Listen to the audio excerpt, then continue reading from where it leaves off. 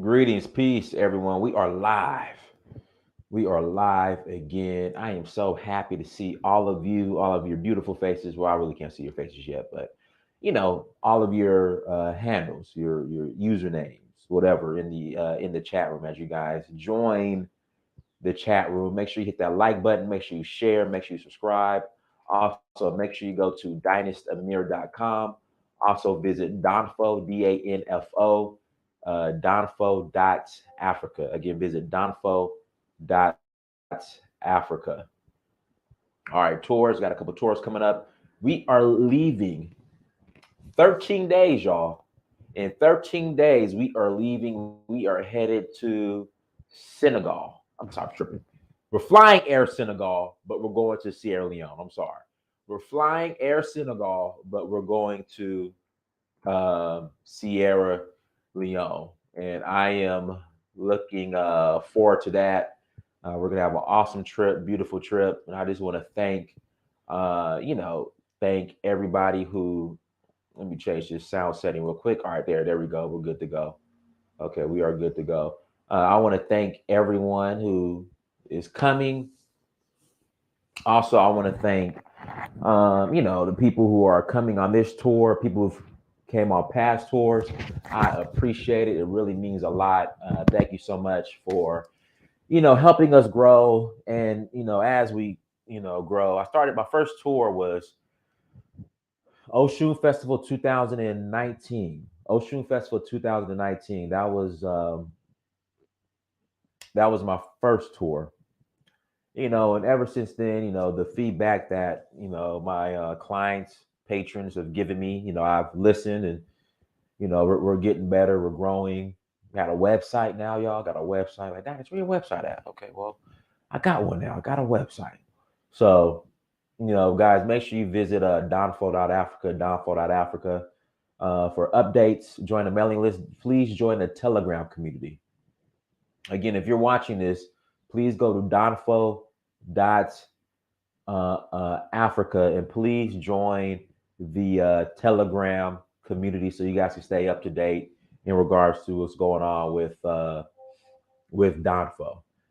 So we have the tour coming up, Sierra Leone, in 2 weeks. 2 weeks. If you have your African ancestry DNA test, again, if you have your African ancestry DNA test, you are eligible for citizenship. Again, if you have your African ancestry DNA test, you are eligible for citizenship. Okay. And if it links back to Sierra Leone, I'm sorry, and the most important part, it has to link back to Sierra Leone for Sierra Leone. So hit me up. I got one more spot remaining, and would really love to have you guys on this tour, on this on this. You know what, Alan? We're going to talk about this though. But Alan, we're going to talk about this, and the reason why, the amount of complaining that Black people do to be a part of these award shows. Look, you got to take what you get. You got to take what you get. I mean, the amount of complaining we do, wanting to be part of the Oscars, the Grammys, but we don't show up to our own award shows. You got to take what you get. Good for SOJA. I mean, they definitely weren't the most talented. And that's the issue. They weren't the most talented reggae group. They weren't deserving of it. This isn't a Blue Eyed Soul situation where you can't say Tina Marie can't sing. Hell, Tina Marie, if Tina Marie, I don't know if she ever did, but if she were to win a Grammy for Best Female R&B Artist, I'm not complaining. Tina Marie could sing her ass off. So this ain't a Blue Eyed Soul where you had a couple, white R&B singers that could sing their ass off. Nah, these dudes aren't there. But at the end of the day, the way Black people complain about being and included into these Grammys and Oscars, look, you take what you get. You take what you get. It's what it is, and we'll get into that in a second. I lost my train of thought. Let's see here. Okay, so Danfo, Danfo, Danfo.Africa. Please visit Danfo.Africa. Guys, I will be 40 years old in 11 days. Ain't that something? Again, I will be 40, 40. I will be 40 years old in 11 days. Goodness. You see the gray on my chinny chin chin right there. There's a little gray right there. A little gray. You see the gray right there. Yeah. I will be 40 years old. Man. I still feel good. Hit the gym. I hit the gym every day, still work out, you know. I still feel good. Still feel good. But August, we're going to Nigeria for the Oshun Festival. That's August 11th through the 20th for the Oshun Festival. August 11th through the 20th for the Oshun Festival. Then we're doing Senegal. We're doing Senegal in October. And then more than likely Sierra Leone again in November, early December. And then we're doing the Voodoo Festival, Benin in January. In fact, guys, while it's on my mind, please forgive me. I need to go ahead and post this on the YouTube community, guys. Please forgive me. Let me go ahead and do this now. Again, let me go ahead and do this now. Please forgive me. Let me go ahead and update this and post this on the YouTube community, guys. So I apologize. I want to do this now before I 40 with Gray. Health is wealth. Thank you. So let me go ahead and post this now. I apologize. Hold on. Let me. So again, Nigeria in August for the Oshun Festival. Senegal in October. Sierra Leone again in November. And then we're rolling to Benin Republic for the Voodoo Festival early January. That's going to be January 3rd through 12th for the Voodoo Festival. I just want to post this flyer real quick. Where's the damn flyer at? I just had the flyer. Hold on one second. Let me step back for a second, guys. Give me a second because I don't want to go ahead and do this now while it's on my mind. Please bear with me. But yeah, we're gonna get into the Oscars. I mean Grammys just a little bit, and then we're gonna get into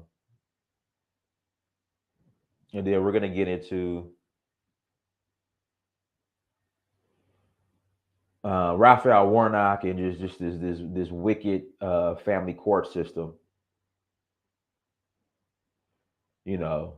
Raphael Warnock's ex-wife lied about him running over his foot.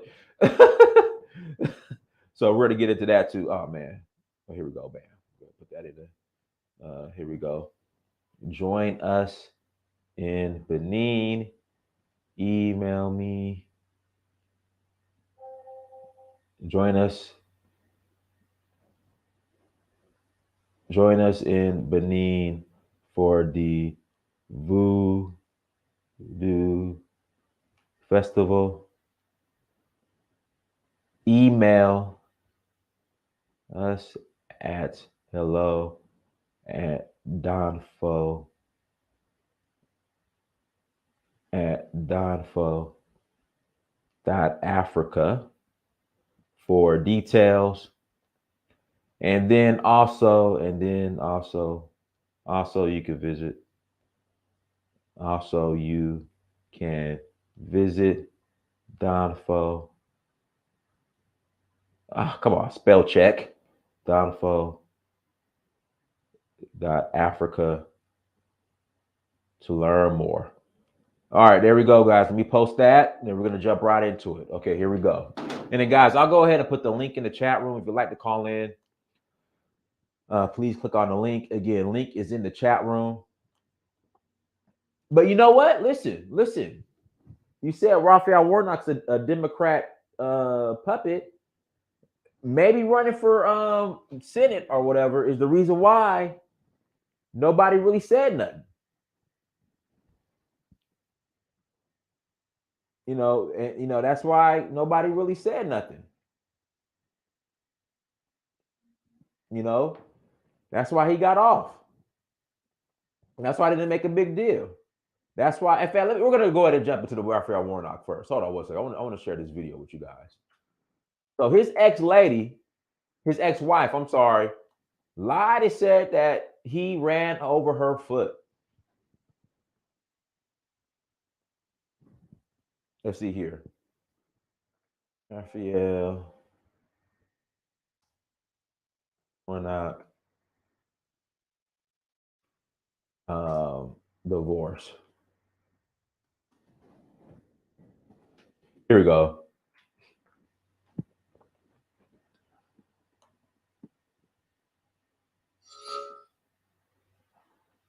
46 obtained last night. May shed.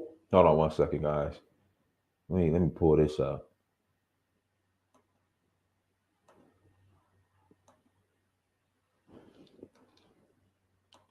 No. Come on. What's going on here? Here we go. Or lied on an incident. No. Here we go. Let me share the screen. Share screen. Guys, hit the like button again. Please hit that like button as you come to the chat room. Again, do me a favor and hit that like button. I greatly appreciate it. I don't ask for a lot from you guys. You just do me a favor and do the little things like hitting the like button. Visit Donfo.Africa. Spread the word. If you could just do stuff like that, items like that. Those are your action items. From March involving a candidate for the U.S. Senate. Body cam video shows Reverend Raphael Warnock's interaction with police after his now ex-wife claimed that he ran over her foot. CBS 46's Brittany Edney is investigating and has reaction from both Warnock and his opponent, Republican Senator Kelly Loeffler.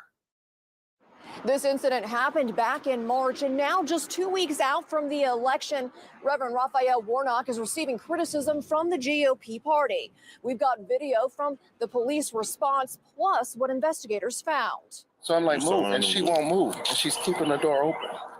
So I'm like, Chloe, just stay in the car.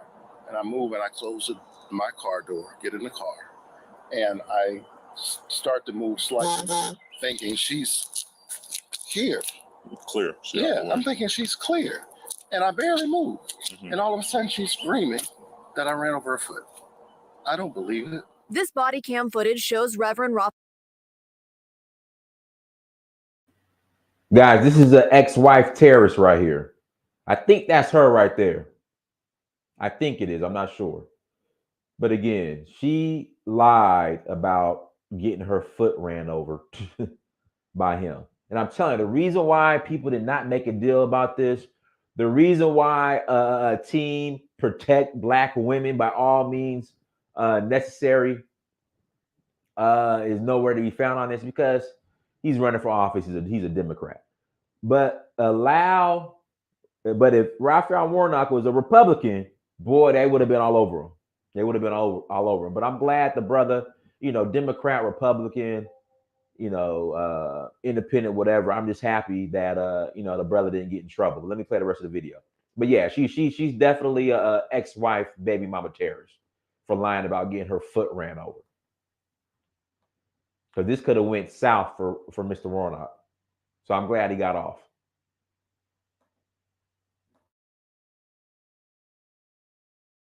Raphael Warnock speaking with police after a domestic dispute with his now ex-wife, and her account as well. He didn't even know. Well, he knew. He told me. He knew. He knew that he ran over your foot. This man's running for United States Senate, and all he cares about right now is his reputation. At the time, the estranged couple was in the middle of divorce proceedings. We got the incident report from APD. In it, medical examiners determined his wife's foot was okay. Investigators wrote she was hesitant to show her foot at first. So she was hesitant to show her foot at first, and that is her wife. That is his wife. That is his wife. But she was hesitant to show her foot at first. I wonder why. Because she was lying. She was lying. They said her foot was okay. She was lying. And she's talking about he's running for office. He has to protect his image. He didn't run over your foot. See, this is what we call an ex-wife, baby mama terrorist. And you know what? I'm not a liberal. I'm not a Democrat. I'm not even a Republican. I'm not a big fan of the Democratic Party.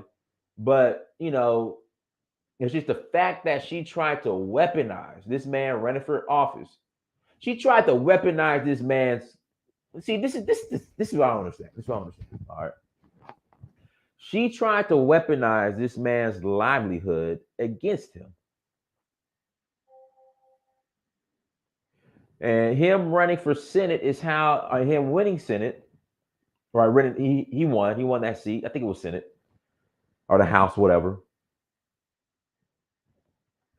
Like, it's like, okay, say you destroy this man.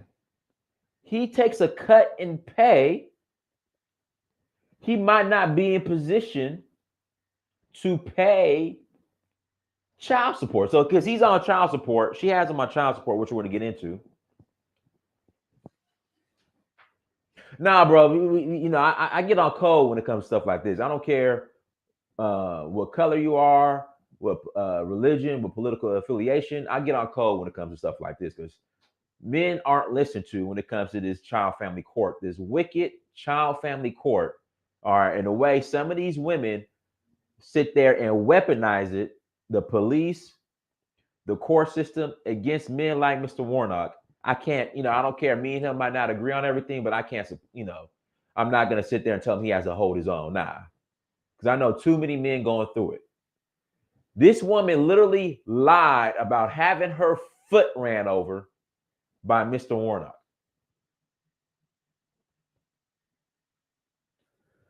Then tried to weaponize his livelihood against him. Well, he's running for office. He got to, keep a clean image. He didn't run over your foot.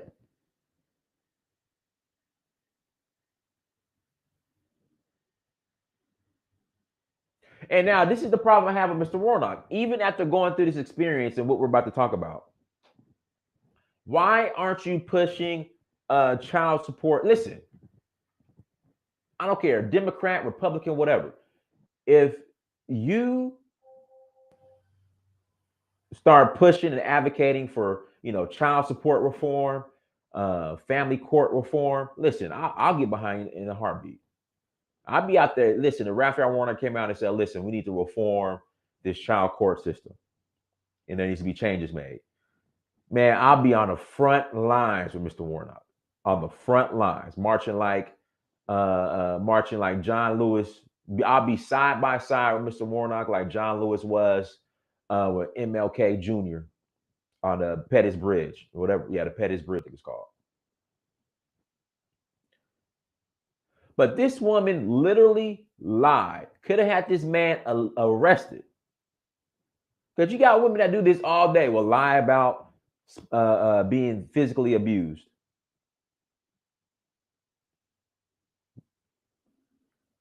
So this woman sat here and lied about having her foot ran over. Then when they asked to see her foot, she didn't want to show it. She finally shows them her foot, and nothing is wrong with her foot. And now we're going to get into it. She is trying to get an increase in child support. And guys, this woman has I think she has a for sure a master's degree. I think she might even have a PhD. And I'm starting to notice something. I'm starting to notice. Yeah, Fulton County is in Atlanta. A lot of these women who get married, who have college debt, they would try to squeeze as much money as possible out of men to pay off their college debt. Men, I'm telling you right now, before you get married, before you start dating the women, you got to start asking them, do you have college debt?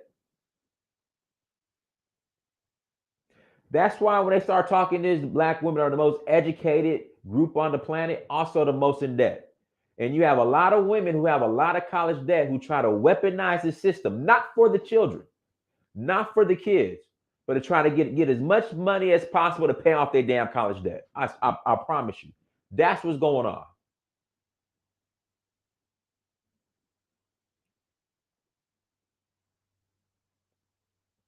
So now she's trying to get some more money. Let's finish watching this video. But once she did, they too saw no signs that her foot was ran over. I asked his opponent, Senator Kelly Loeffler, about the video. Domestic abuse is a serious issue that Georgia. Yeah, I don't need to hear shit she got. I don't need to hear nothing that she I'm not trying to hear nothing she got to say.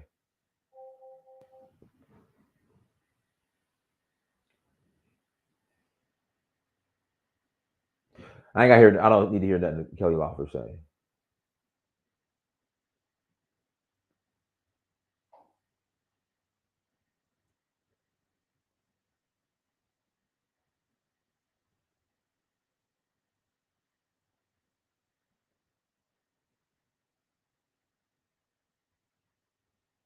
So hold on. So let me pull up on another screen real quick. I'm just telling men they got to be careful. Listen, if the glove doesn't fit, you must acquit. If it doesn't apply, let it fly. I'm just being serious.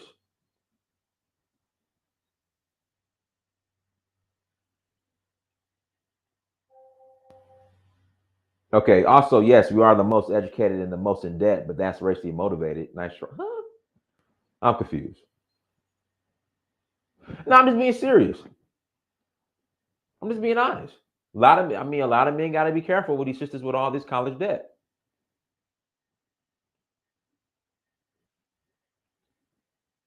I'm just saying. It ain't personal.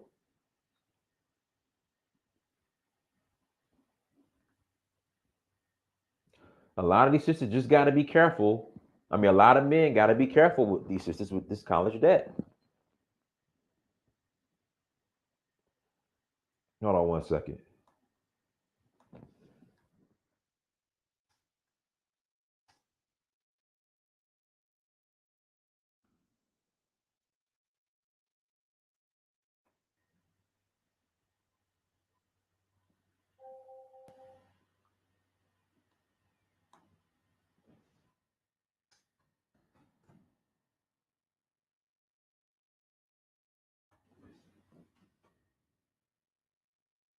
Here we go.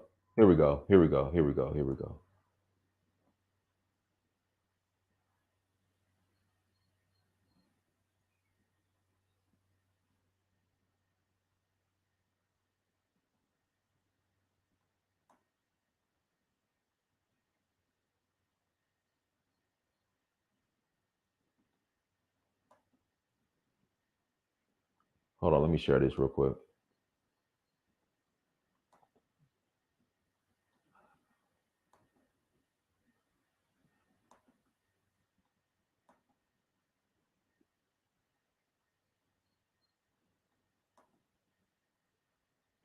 All right, here we go. Let me read this. Yeah, if it don't apply, let it fly. If it don't apply, let it fly. But I'm just saying. A lot of these motives, because if you notice,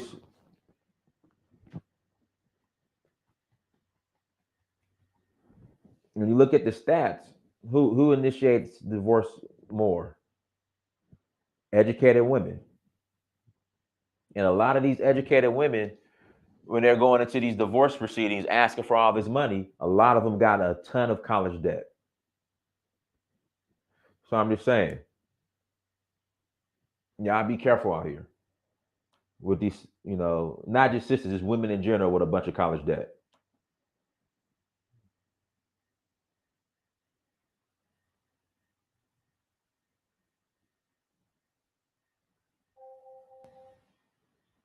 All right, let's go ahead and read this article. Warnock's ex-wife takes legal action over child custody.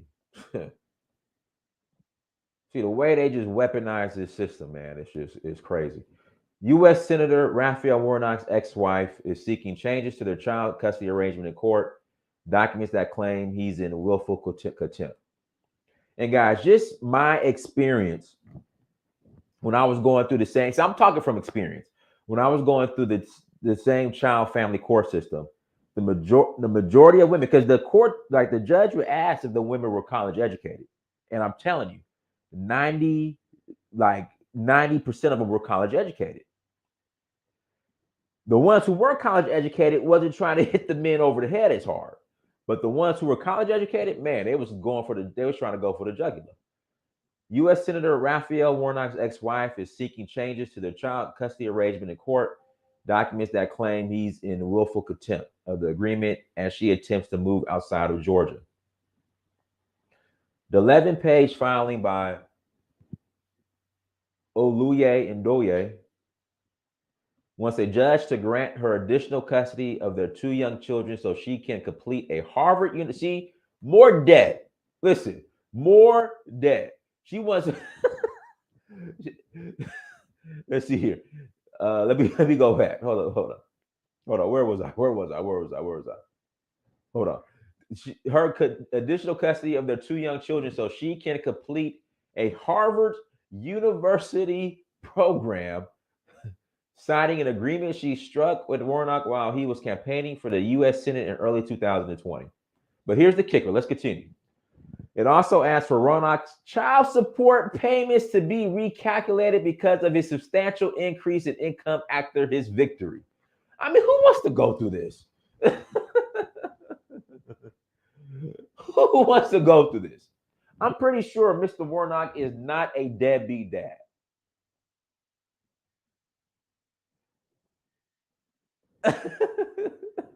I mean, I know, even though I don't agree with him on some of his politics, I know this man is not a deadbeat dad.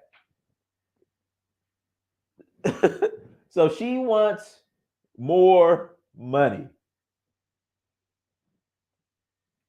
She wants more money. So she could go ahead and go to Harvard and be in more debt. I mean, guys, listen, just read this. And guys, like I said, when I was going through my child support situation, and if you just listen to some of the demands these women were making, it was just like, what?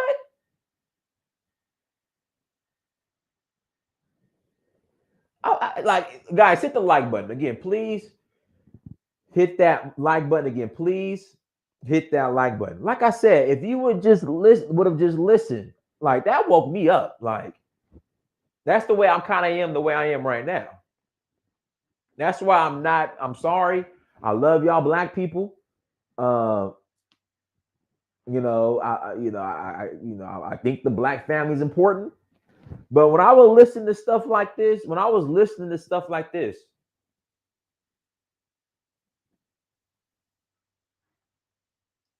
and what they were demanding, I was like, what? This can't be real. And again, why pay child support if you support your child?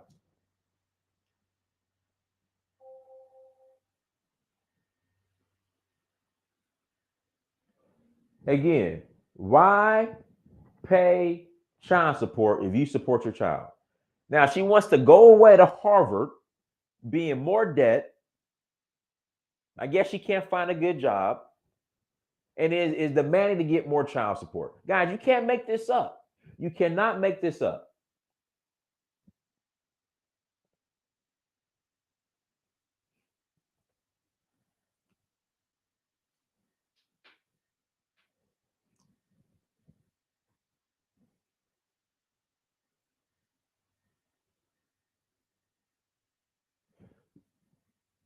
You cannot make this up. That makes absolutely no sense. She wants to go to Harvard and is asking for more child support. No, listen, Thabit Shabazz, this is the thing. Yes and no. It depends on who the judge is. You get the wrong judge, oh man, right. She's gonna get it.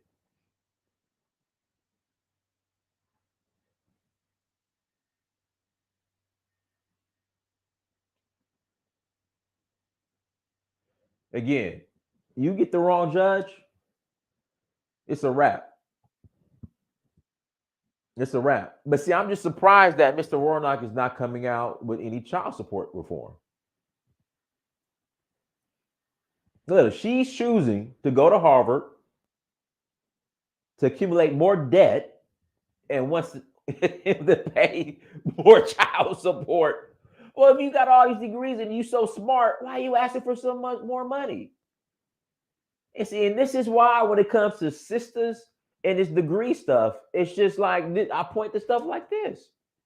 I don't understand why. Bingo. Bingo. Bingo.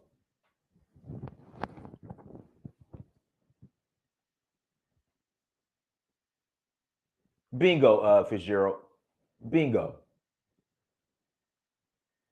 That's quote of the day.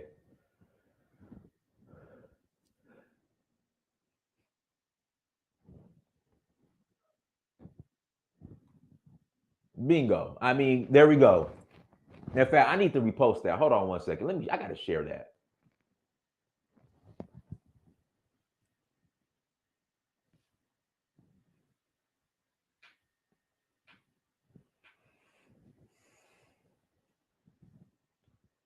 Bingo. Fitzgerald said it all in one sentence. Like, I mean, we could move to the we could move to the next topic.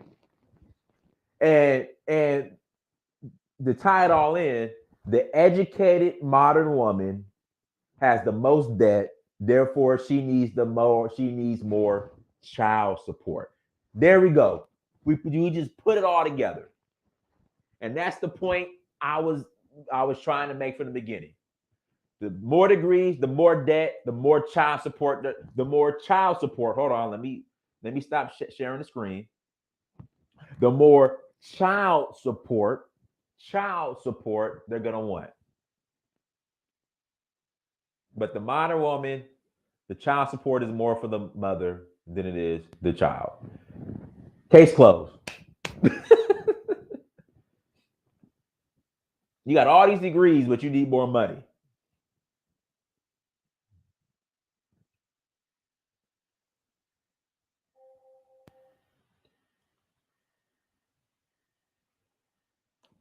Case closed.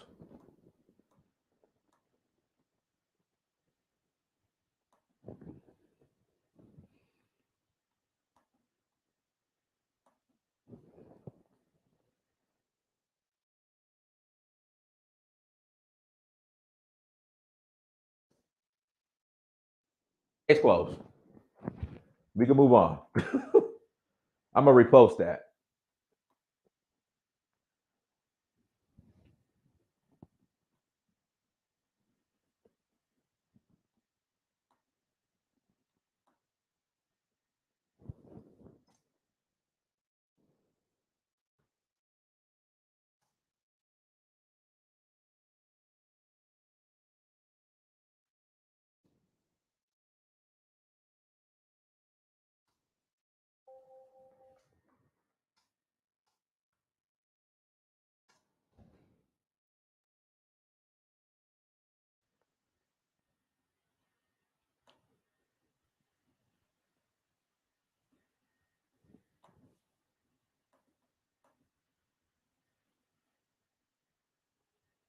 It is my observation that modern child support is more for the mother than the child.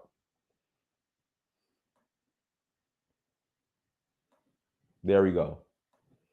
We can move on. In fact, guys, listen, links in the chat room. If you want to call in. If you want to call in, by all means, click on the link.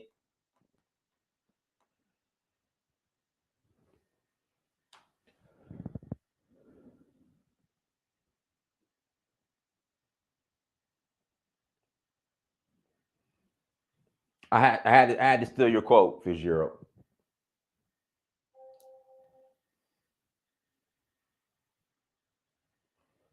Caesar, good. Back when women didn't work. There you go.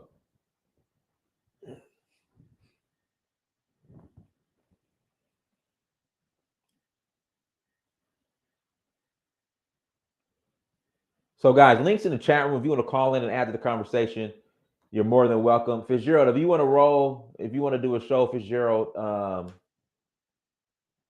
in about an hour and a half, Fitzgerald, me and you can hop on. We got to do our thing on we got usually we do our thing on Monday. Usually do our thing on Mondays.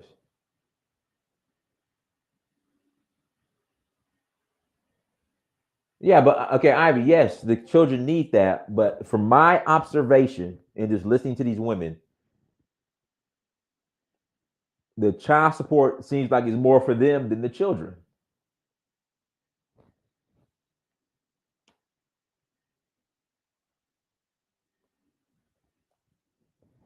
So yeah. So that's why a lot of brothers are opting out of marriage. That's why a lot of brothers are just opting out because it's just like it's not worth it. And I'm telling you, when you listen to these cases on the docket, it's just it's crazy. Some of the demands and stuff that they're saying that a lot of these women, I'm not going to say sisters, but women in general,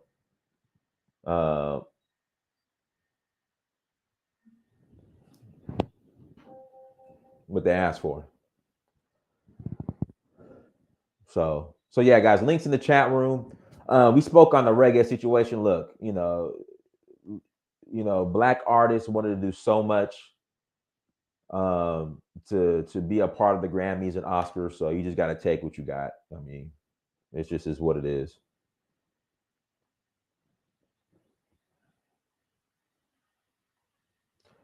Ivy, you make a good point. Birth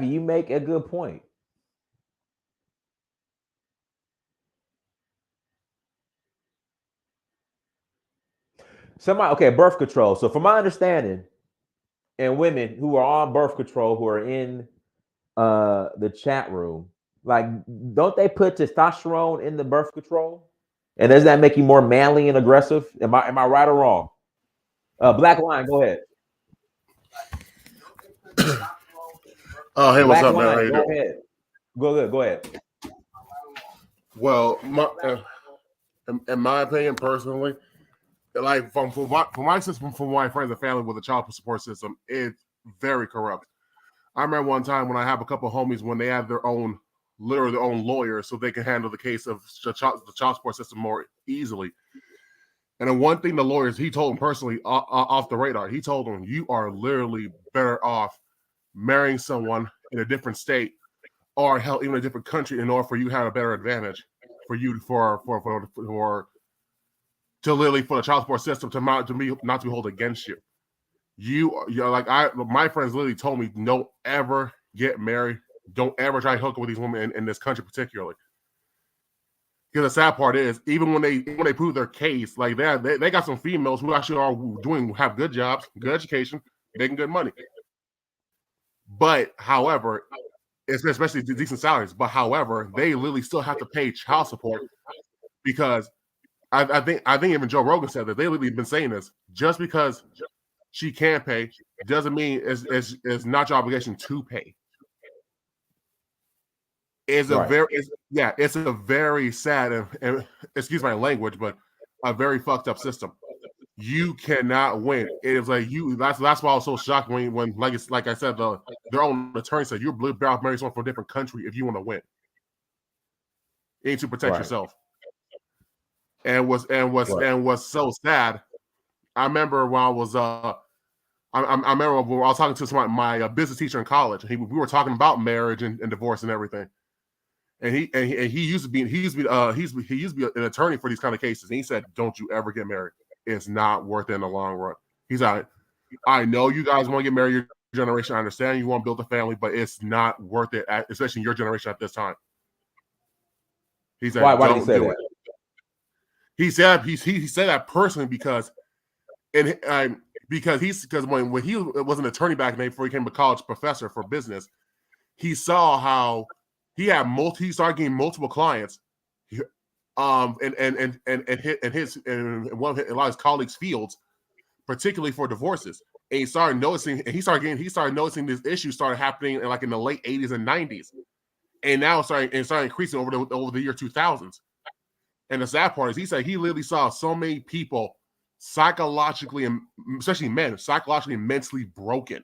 And most of these guys were literally high-level white men with serious good six-figure salaries. And that's why when a lot of sisters get in here and talk about, well, black men ain't doing this, black men only complain about child support. I said, nah, like no. More, yeah. No, seriously, he told me, like, seriously, he told us off the radar in class. He's like, you're literally about being broke if you want to win a case. Because that's the only way you can be protected. So they found if your wife is making good money, she can make more than you. The fact that she's a female and she's taking care of a child, and women live in expensive lifestyles proved by himself. Even is it because like we were asking, so why even though okay, we went to the laws and everything, so why does a man still has to pay? Because statistically speaking, women, even though a woman can make more than you, they spend more than you. They do not hardly believe in saving. And so they have a lifestyle that they're not willing to give up. So if you have a wife right now, a divorced wife right now, and she makes $100K and she lives a $150K lifestyle, $150K, then normal her salary, you still got to pay the extra $50K or more to help keep up with that lifestyle. This ain't about the damn kid at all. You're just paying for a lifestyle that she can barely afford for herself. And she's spending more than her income. So you're pretty much just literally her, like they say, her meal ticket. Even my teacher said the marriage nowadays in the modern world is not really an institution to keep a family. It's an institution to keep a woman's 401k. Right. And it was so sad. It's mostly about white guys because they make more money than the average African American male. And he said, I never seen and he was a white dude himself. And he said, I never see so many men. Hold on, stop the show. Stop the show. I mean, get on code. What does that got to do with the subject? All right, go ahead, Black Lion. No, it's fine. But yeah, he said he never saw so many men mentally, emotionally, and financially broken because of this corrupted system. Because a lot of them were shocked the fact, even by judges, and you're right, but taking the type of one you need. He said, I was shocked at the fact that they still have to pay for a lifestyle that even their own ex-wives can't afford. And they're not. And now the new lifestyle is going back to school. Exactly. That's more debt. Exactly, and that's why a lot of men, particularly in by ABC News, people are asking why 70% of men are dropping out of college. Simple. It's because unless even if your ex-wife, unless she was going to college for a degree that is useful, like the STEM fields, right? That's it. She's damn near screwing you and herself in the long run. Because in their mind, like, I'm sorry to say this, and in this modern women world, especially the women in our community, I agree with Kevin Stiles on this one. They use the degree as the new husband. It's literally the new husband. That's just a sad reality, and they don't realize how, like I said, they spend more than they can make, and that's what's hurting men even more.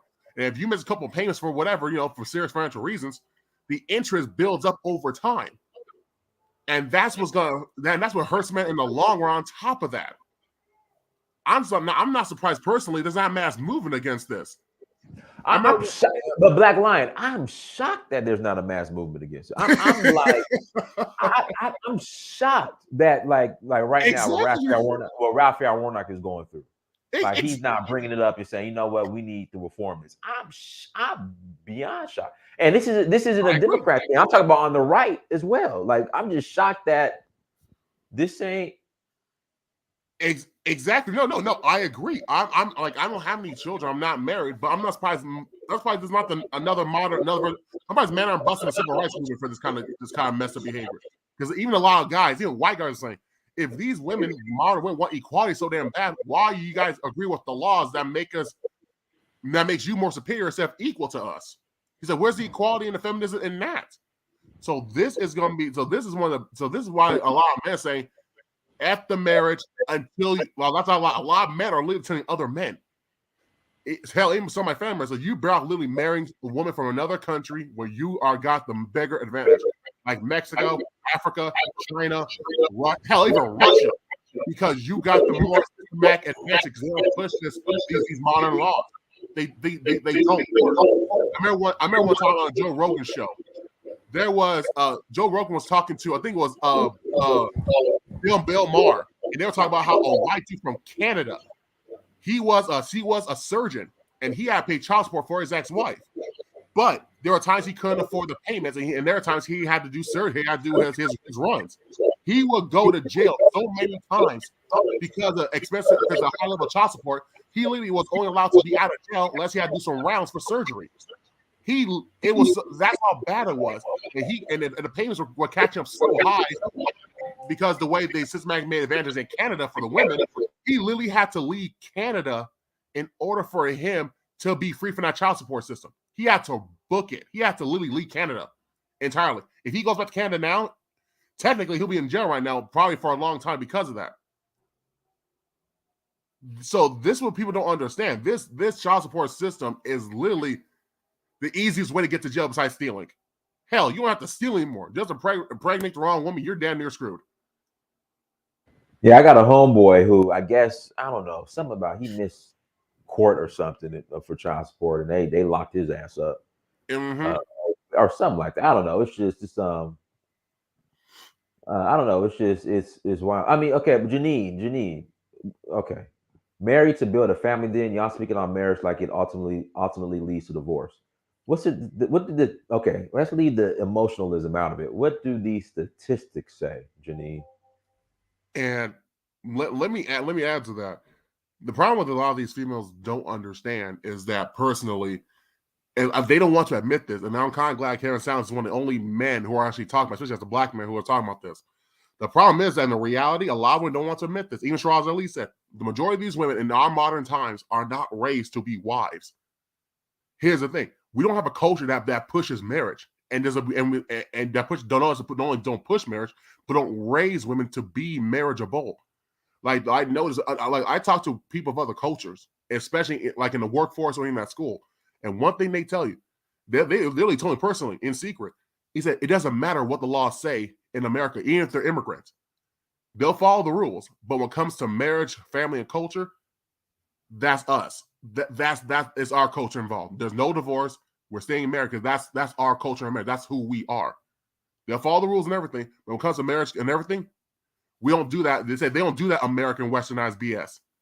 That's the code they have in their community. We don't have that. We really adapt to these new laws as if they're like the 10 Commandments. But Chinese people will tell you, Chinese and Mexican will tell you, we don't follow these you guys American laws for cause of marriage and divorce because we don't believe in that. We stay together.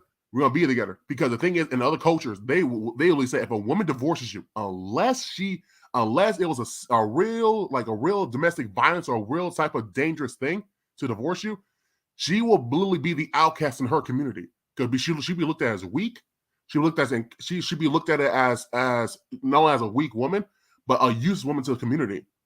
Because a lot of them will ask you, even some women from other cultures were asked about the divorce situation. They would ask, why should a woman get paid destroying a family? These are women from other cultures saying this. So why should a woman, and then I don't give a damn, she said they don't care if she was modern or traditional. Why should a woman get paid for destroying a family? He's not beating her. He's not hurting her. He's not sabotaging the family. He's just trying to protect and provide. No different. So this is one of the main issues a lot of women, especially in our community, don't want to admit or hardly admit at all that you guys weren't trained to be marriageable wives from the beginning.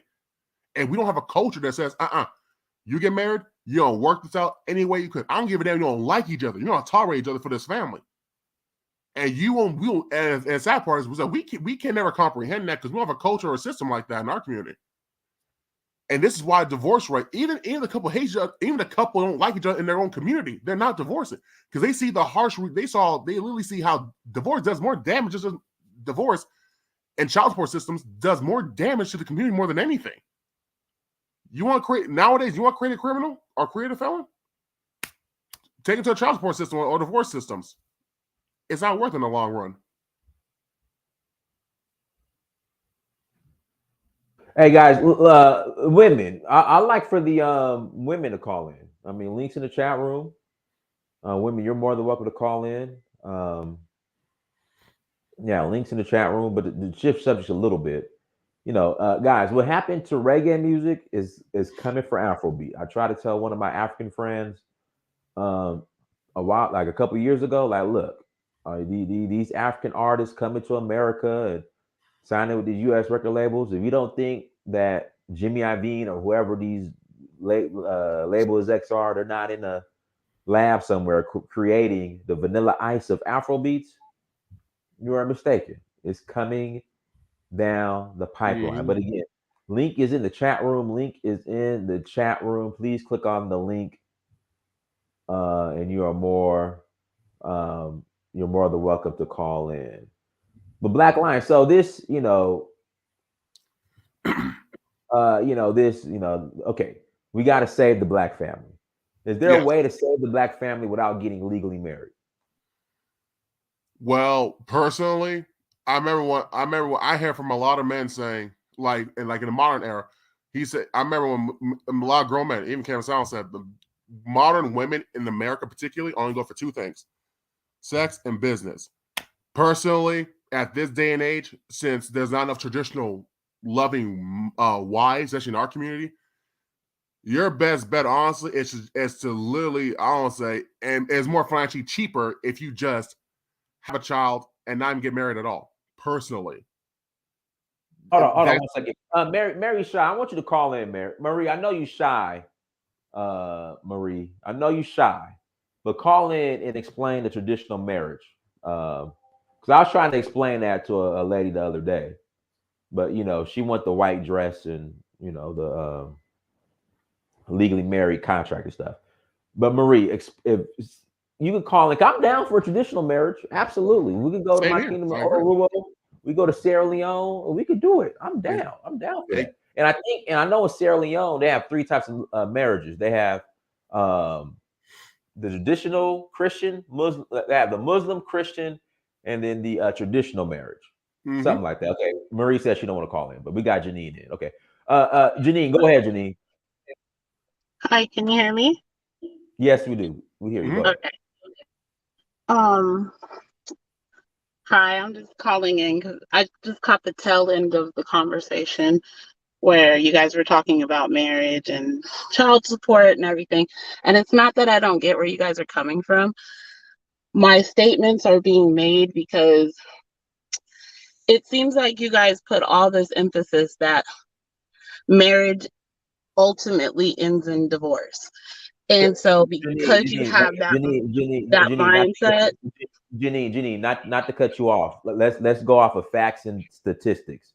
What are the statistics of divorce and who initiates it at a higher rate?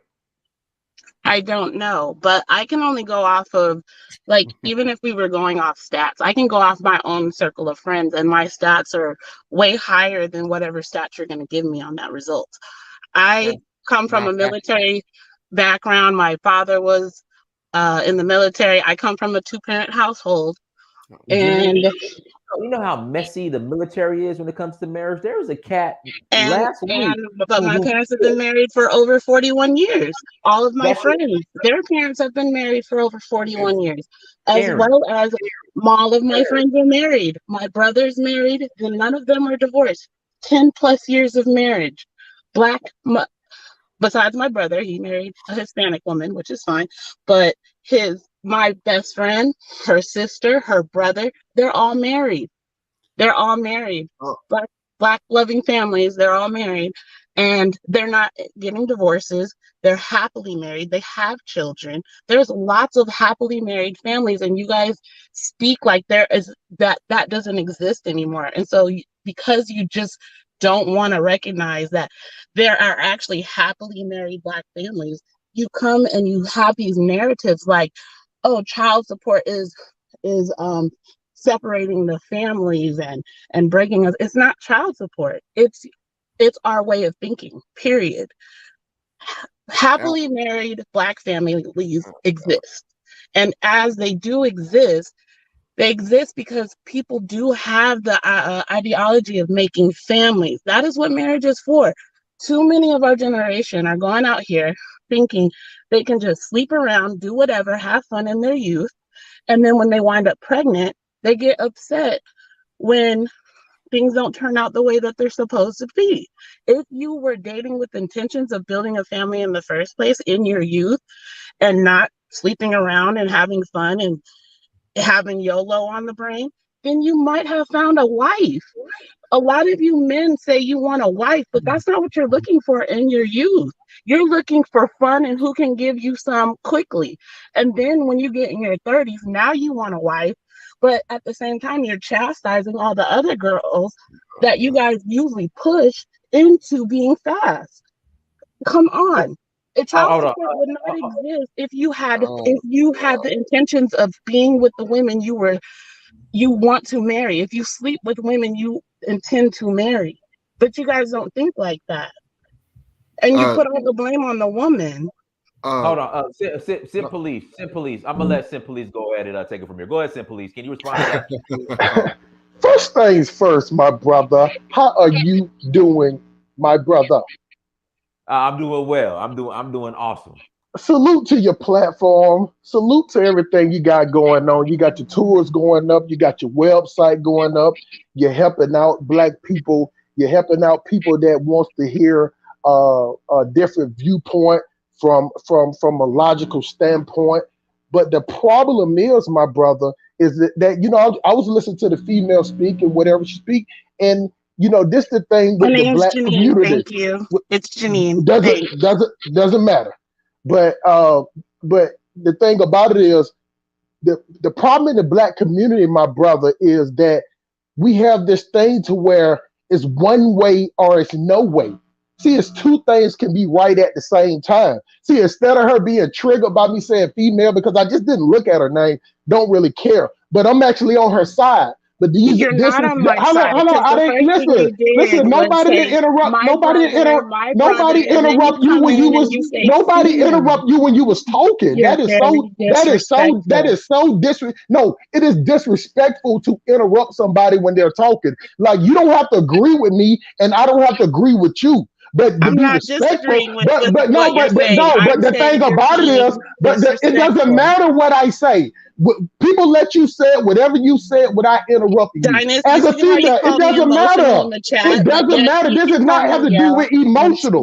This has to do with respect. This has to do with respect, because when you was talking, we listened to everything that you said. And just because you're a female, it doesn't matter. It doesn't matter what I'm saying. What I'm saying is, just because you are a female does not give you the right to interrupt somebody. That is disrespectful. Even if you think I'm wrong or not. Hold on for a second. Let me get you straight real quick, because it doesn't matter if I'm 100% wrong. It doesn't matter. It doesn't matter if I'm 100% wrong.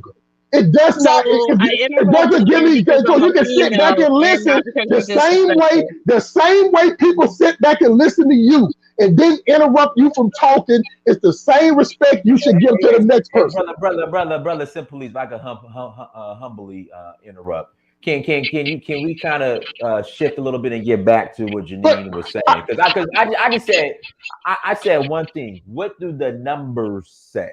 I appreciate that, my brother. I appreciate that. I'm getting my friend, my family. Exactly. Family. I said, what do the numbers say? I mean, this is what we're talking about for as a logical conversation and an illogical conversation, because it's illogical to talk about anecdotal experience. My granddaddy smoked cigarettes till he was 89 years old. Okay, and there's a book. What is wrong with I don't understand what's wrong with you. Are you that triggered that you can't let me finish saying what I'm saying without interrupting me? Is that was you raised? Hold on, I just got one question. Was you raised outside or inside? Because that's some old disrespectful stuff. I swear to white Jesus, if you let me finish talking, I'll let you say whatever you want to say, no interruptions at all. But the point that you think that you have the right to interrupt me when I'm talking, when nobody interrupts you, don't make no sense. Okay, but let me get back to my point. If she just want to keep talking, she just showing what she's doing. But like I said before, I was so rudely interrupted. So before I was so rudely interrupted, like I said, guidance, my granddaddy smoked for 89 years. That doesn't mean that majority of people had cancer and died and had complications. But this is how we talk as Black people. We always have this way of singling out the people in our surrounding. You get what I'm saying? Who we know personally. What we know personally within stats, statistics, you know what I'm saying, numbers, demographics, that matters. That's what matters in court. But when you're talking to Black people in general, it's about feelings, it's about anecdotal experience and anecdotal analytics, which doesn't mean nothing. You get what I'm saying? Because if I got food in my refrigerator and then the next door neighbor saying, well, I can't find them items in the store, it doesn't matter if I found them, and the majority cannot find them. But this is how we talk. The question was simple. Who starts up the divorce in the Black community? And it's over 80% of women.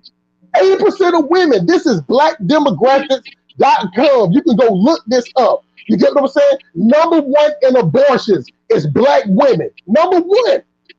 You know what I'm saying? So when we have these stats right here, if we got these stats right here, we have these stats, and then somebody, regardless if it's my sister or my daughter, that sit up here and start talking about what her friend is doing, it does not make my sister or daughter right. I don't care if it's my favorite daughter saying something about her and her friends, what they don't do, Diners. If the stat says that number one is this demographic, if the stat says in this situation is number one, it doesn't matter what my daughter says. It doesn't matter what my sister says. But in the realm of things, when she get amongst her friends, it matters because they talking off of feelings, and anecdotal experience. But when you talk about people for as business, this is why people don't take us serious, because the way that we conversate. You get what I'm saying? Because anytime I go into a restructuring my contract, Diners, and we talking about doing stuff as building, you know, when I sit up there having these contracts with white people, God, Jesus, the higher, the Messiah, the Holy Ghost whisperer, all that shit doesn't come up.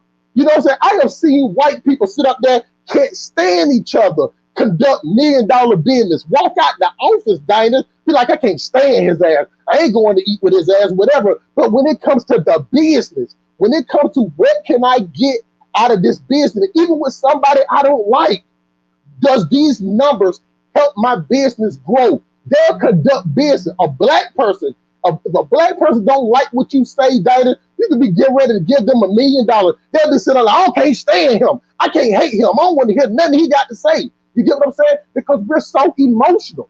And if you sit up here and look at how societies work from the time of time, it is no society to where that a woman, we talk about black women, we just talk about women in general, are running the show. Now, white people understand that, and white women understand that. See, it's only black women that wants to separate between the black man.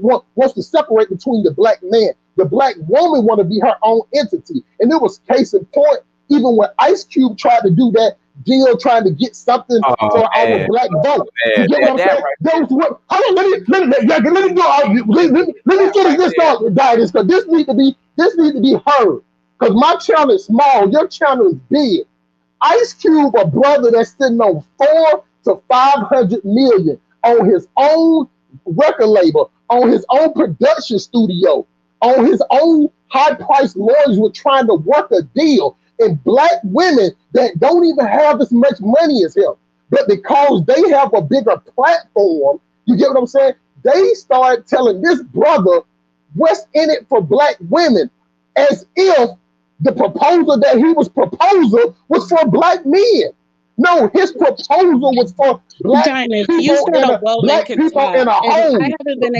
and I don't even understand this. I don't understand this ideology. Like you just show how ignorant you are. You'll show more intellect if I'm not finished talking and you debunk what I say, it doesn't matter. It does not matter what you're saying, and I'm not going to even let you say nothing because instead of listening, comprehending, you're triggered and you're just talking while I'm talking. So that's disrespect. I'm not one of these. I'm not one of these simp niggas out here that'll let a woman disrespect them because I haven't disrespected you not one time. When you were sitting up there spewing whatever you were spewing, I was quiet. Dinus was quiet, and the other brother was quiet. So it doesn't matter. It doesn't matter what you're saying, and I'm not going to even let you get across because you're being disrespectful. And if you're being disrespectful, that means you coming at the argument or you're coming at the conversation in bad faith. That shows right there how black females come to a conversation in bad faith because they're not ready to listen, Dinus. They're just here to say whatever they want to say and to push some type of feminism talking points. So when they can't push their feminine talking points, they go to interrupt it and being disrespectful and then try to play the woman card. Because that doesn't make no sense. Baby, that doesn't fly around me. You know what I'm saying? I'm hustle smart, baby. You know what I'm saying? I'm the hood rat whisperer, shawty. That shit doesn't work with me. That shit doesn't work with me at all. Be respectful. What do you get? Respect. Be respectful. What do you get out of interrupting me when I'm talking? I'm gonna meet both of y'all. I'm gonna meet both of y'all. I'm gonna meet both of y'all. Hold on. All right, Janine, I just got one question. All right, what do the facts say when it comes to divorce in our community? What do the facts say? I'm willing to listen. What do the facts say? Simply go ahead and give her the facts. Hey, you know what? I just said the facts. See, that's what I'm saying. She doesn't want to listen to the facts. See, that's what you call it. That's what you got from a feminist, miserable black woman. We told her the facts. We told her the facts. It's 80%. 80% of black women file for divorce. Those are the facts. Those are the statistics. But she don't want to hear them. It's because she's so triggered that she's ready to respond. There's a difference when somebody listens and they're ready to answer the question or answer the next question. But when somebody is triggered, ready to respond, they don't hear nothing that you saying. That's why she didn't hear none of it. You get what I'm saying? That's why she's sitting up there lost because she's emotional. So she's not understanding. She has no understanding of nothing that I said or you said. You get what I'm saying? So and then the point of it is, if you just sit back and just stop talking, you'll get your chance. But to sit up that way, it doesn't matter. It doesn't matter what you want. It's not your show. I didn't ask if it was my show. I'm a guest on it, and I get to speak. Simply, all right. So now I would like to hear no interruption, please. I guarantee you won't hear no interruptions out of me, brother. Yeah, right. Okay. All right, Janine. Now go ahead and respond. Go ahead. Oh, I can speak. Okay, thank you. So, all of that to say, the facts say what you stated. Okay, what does those facts have to do with any kind of resolution on helping black families, basically? My point is, you guys are pointing these things out. Okay, thank you. But what is it doing to solve black families? You're not even getting to the root of the problem by giving us these facts. Okay, you threw up some statistics and numbers. Are they even accurate? Are they accurate? Because there's books called How to Lie with Statistics, which we know government officials do this all the time. They're still talking about we're 13%, or now, last time I checked, I think we're 12% of the population in America. And then people are going to say, oh, it's because of abortion. Oh, because we're killing each other in Chicago and so on, while we're still at 12%. Maybe that's true. Maybe that's not. Because I see lots of black women still having lots of kids. In one breath, you guys are saying black women are having tons of abortions. And in the other breath, you're saying black women just sit around and have babies all day. I mean, which is it? And none of these conversations are solving our problem. All I'm saying is, if you look at the root of the problem, is both sides are not dating for family. You guys are putting you guys have a crew. You guys sound like red pill men putting all the blame on women. Then women have a crew of people like Paris Milan and Cynthia G, who are putting all the blame on Black men. And then you guys are saying these systems like child support, welfare, abortion are tearing us apart. Yes, we all know that. But then what? Then what? So you guys are sitting here having these huge arguments, saying how disrespectful Black women are, saying how Black women are pundits for the Democrats and so on. And we all know that there's systems in place to cause these things. Yes, there are a lot of Black women on the Democratic Party, but there's also a lot of Black women who have a brain, and they did support Ice Cube. They did vote for Donald Trump. They don't follow all this Democratic stuff. I'm one of them, and I know lots of others. There's such a broad range of people here, but you guys are trying to narrow the whole Black community into this small group and sitting here having a whole argument about it and being rude like Mr. Simp Police, who thinks he can regulate all Black women and he knows so much about Black women and so on. Nobody's listening to you. You rant and you talk about what? What are you saying? You just have negative things all day to say about Black women. For what? You sound crazy. And you're not bringing one solution on top of it. You're sitting here being rude, crude, you're disrespectful, but then you want respect given to you just because you're a man, just because you're you. Get out of here. But besides that, my biggest thing, all I'm trying to say is, yes, child support sucks. It's a system that shouldn't be developed, but it shouldn't be even something that's going on, because you should be dating for a wife. You should be dating to have a family in the first place. And if you create a family, you should be doing everything you can to hold it together. And then if things go awry, they go awry, but at least you try. The problem is everybody's got their own agenda going on, and then you're mad because the other person's not jumping on your plan. There's no direct leadership roles. People want respect. They're not able to give it in a certain way. We need to get back to family and structure and having general respect for each other. I'm not trying to be rude to the Simp Police. I'm not trying to be rude to any of the men on the panel. I love your show, Dinus. I follow you. I follow Brandon because I like strong Black men.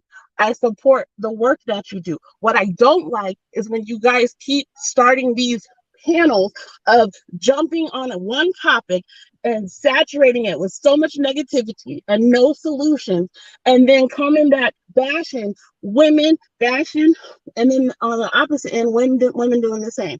It's annoying and frustrating, and it doesn't solve anything. And that's all I have to say. Thank you.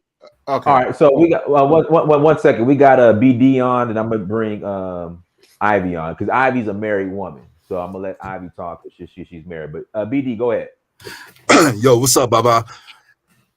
What's going on, bro? Yeah, I'm not gonna stay too long. I got a meeting in the next few minutes, but I just wanted to chime in and just say that this is an example of why Black men have a lot of animosity towards Black women. This is a clear example how Janine Smith is acting.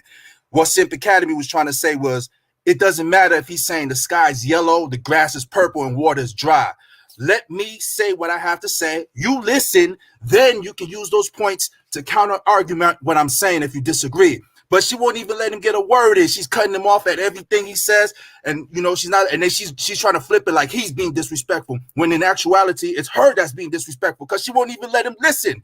When she spoke, nobody interrupted, nobody said nothing. Simp Academy came in and she got all emotional. She wouldn't even let him get a word in, and it turned into a big fiasco. You know what I mean? So this is what a lot of brothers be encountering with their sisters, why they say they can't even communicate with them. You know what I'm saying? That's why we go to the other persuasion sometimes, because it's so difficult to talk to these sisters. And it's recorded, it's on film, it's live, so nobody can say I'm making things up. Just play it back and see. That's all I got to say, Baba. Odabo. And no one interrupted you, including me, just now. Let you finish your whole point. I'd also like to bring to the point, I did not interrupt the Simp Police Academy until he got on here saying, brother, hi, brother Diners, brother this, brother that. And then this female, oh yes, I will address your disrespect. Very much so. And I did interrupt him to do that. And I will do that. Thank you very much. No, and again, I'd like to point out, I did not interrupt you while you made your points. And as you can see, I'm addressing you afterwards because you didn't disrespect me. Simp Police Academy did, and it was addressed. And then he showed his ass. Thank you. Let me rebut that real quick. Okay. Real quick, then we got Ivy on. I'm gonna make it real quick. Let me use her words again. This shows how batshit crazy that some women are. You get what I'm saying? In one breath, she said, "I didn't disrespect him until." That's just like me saying, Dinus, I didn't steal nothing out your house until I stole it. You know what I'm saying? I didn't break into your car until I broke into it. I didn't try to talk to your wife until I did it. It's like I had a reason. Like I had a reason to steal from you. I had a reason to try to holler at your wife. I had a reason to try to break into your car. That's I don't even think that a lot of women even listen to themselves before they say it. They say something and then the full sentence and be like, "Oh yeah, I did do that. Oh, but it's a reason because I did it." But I'll pass the mic. Just let that sit with the audience for a second.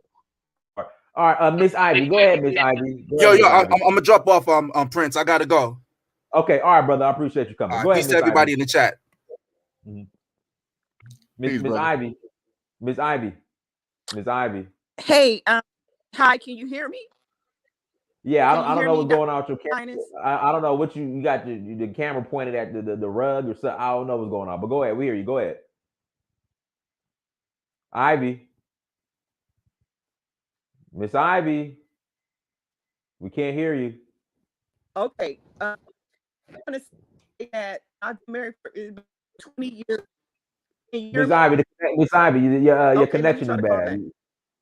Okay. She got that feminism Wi-Fi, bro. All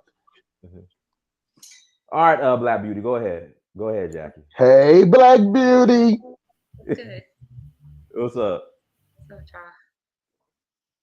So I just came on the panel because it was getting hot and I'm on a lunch break, so why not fuck with y'all for a while.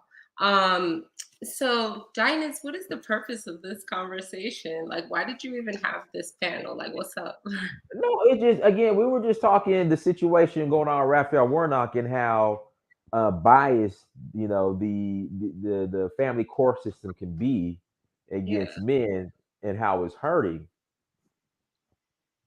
And that's the purpose. Before we get to the court system, a whole lot of things happens before that, And, I think that's the point that a lot of people have been trying to make in this conversation. I mean, before we get to the court system, there are so many decisions that happen before the children are made. And even like as people are dating, as they're having sex unprotected, there are a lot of things that are happening before the court system on both sides. We have to be honest. And, honesty will bring us to a better place than where we're at now. Okay, but again, should a man be on child support? Should a man be on child support if he's supporting his children? I don't think a man should be on child support if he is supporting his children, but I think the reason why people put men on child support is because most of the time, at least for my girlfriends that have their dudes on child support, they put them on child support because maybe he was supporting the child to begin with. Then he started slipping up and making excuses, and they just don't have time to be chasing him down because they've got their own careers. So like whatever little money you're going to put in, let it go into the bank. Like let it go into the bank account. That's really how my friends have handled it, because it's exhausting to have to chase someone down for $400 a month. So, I mean, and to be honest with you, that's what it seems like now for me. I don't know. I don't have children, but at the same time, it seems like when people get to child support, that is the ultimate last of last. That's what it seems like to me. Oh no, Black Beauty. Like I agree with you saying about far as your friends, and that's cool because that's anecdotal. But you know what I'm saying? I stay in Atlanta. Dinah stay in Atlanta. Child support is not the last result. Child support is the first result for when a woman cannot contain a man or to get a man to do what he want to do. Now, I understand your position, but when in a city like Atlanta, where most of the people that when they get pregnant by a female, this female and guys, before she even 6 months pregnant, they're not even together no more.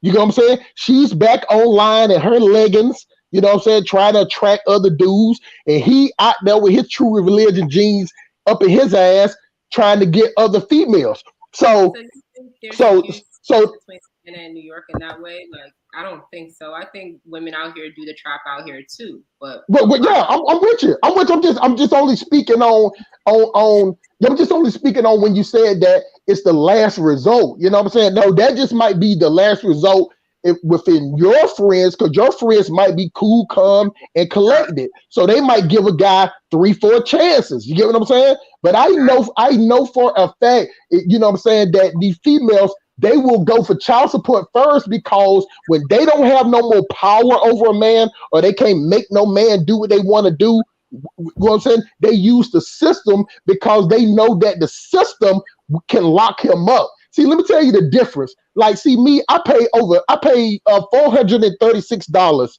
you know what I'm saying, for $826 a month in child support. You get what I'm saying? So, but if I don't pay that money, I'll go to jail. Let's flip it on the other way around. I don't care about my baby mama at all. I don't care if she's sleeping with the whole practice squad of the Pittsburgh Steelers. If they came to me and said your baby mama was with the practice squad of the Pittsburgh Steelers and she couldn't pay her money, so we're gonna lock her up, I would say no. Let that hood rat be what she gonna be. But I would not be the person to send my baby mama to jail. You know, so I would not want to send my son's mom to jail over some money. I would stop it at that point. That's the difference. Even though I don't mess with my baby mama at all, but I don't want to see her go to jail because she didn't pay no money. Let me tell you something. Even if I saw her with some Gucci boots on the next day, and she was short with my money, it is nothing to me that would say she got on some Gucci boots, so I'm going to go press charges on her, make sure she get locked up because she didn't pay her money. It's just a different aspect. I could never tell my son, hey, I locked your mama up because she was $40 short. She was $80 short or $100 short. It doesn't compute in my brain. But a woman can see Dinus at the mall, and then his baby mama might say, like, oh, he got money. He at the mall with another woman. Wait the Monday morning, I'm going to be down at the office putting the paperwork on her. This is what I'm trying to tell you, the difference. If I can interject, that's pretty much what happened. I wasn't paying child support for 4 years, and on year 4, I brought up how I was talking to another woman in Senegal, and all of a sudden, I got to put you on child support. So, good Lord, boy, how so smart is like the oracle. I'm like an oracle, bro. Now hold on for a second. You know I didn't know none of your business, Dinah. You know I ain't even that type of guy. I don't ask about your business. I don't do it. I use it hypothetically. You know what I'm saying? So you know that's how I talk. I'll just add you in like that. But I don't know nothing about your business. But what that shows, Black Beauty, is that's a common story. Even though I was making up a story. You get what I'm saying? So we talk about the vindictive nature that a woman knows the laws of the land and she would use them against a man. I know those same laws, Black Beauty, but I wouldn't give a damn if you had an African dude, my buku back there dancing around you right now, and you was short with your money. I would not say she over there dancing, doing the goat meats, the goat pepper soup shuffle. So I'm gonna have her locked up when she get to the United States, since she having that much fun. I'm just waiting for the statistics. I just wouldn't want to see you get locked. I wouldn't want to see you go to jail like that. Statistics for these women, though, because this sounds anecdotal again.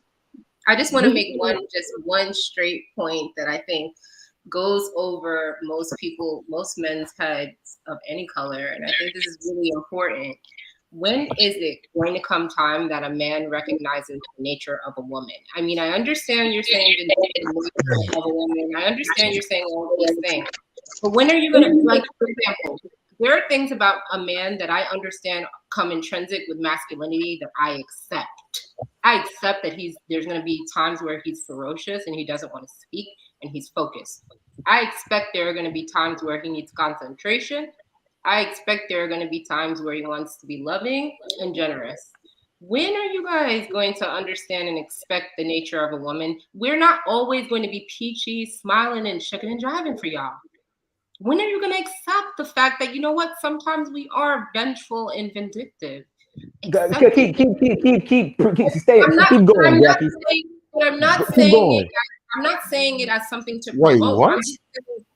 I'm just saying okay, because I know I'm gonna get. No, we're getting the truth. Go ahead, Black Beauty. Go ahead. We're getting the truth. We need to hear this. They need to hear this. Go ahead, Black Beauty. But if you know the nature of a woman, then why wouldn't you pay your child support for 4 years? What you mean wouldn't pay it? Who wouldn't pay child support? Do you understand what I'm saying? If you know the nature of a woman, why not pay? Listen, I was paying child support. We had an arrangement outside the court. But the minute I brought up another woman, all hell broke loose. But why'd you bring up another woman? That's not her business. Why did you even bring it up to her? Do you understand the nature of a woman? Why did you do that? You know how she's gonna do that. Now I know. Listen, now I know. Now I know. Because you know the nature of the woman, and this is what I'm saying, Sim Police. It's not to say that women are perfect, but I'm saying as a man, you know the nature of a woman. You know this woman has cracked her body open to have your baby. The baby's only 4 or 5 years old. You're about to go tell her that you're messing with some other woman? Come on, done. But I thought we got to be transparent. I thought we got to be honest. And okay, I'm finna go, you guys. I have to go to work. I just wanted to put one last thing is that again, when I heard Dynast and the Scent Police share their stories after Lovely Black Beauty shared hers, you guys had anecdotal situations. You're taking your situation and putting it like, because the Scent Police said, I know for a fact all women will use situations, against men, when they're angry and things like that. Well, not all women do that. I have a child's father as well. I never put him on child support. But again, you'll say that's anecdotal, right? But it's not anecdotal when you're sharing your story about your baby's mom. Dynast is sharing his story about his baby mom. Where's the stats now?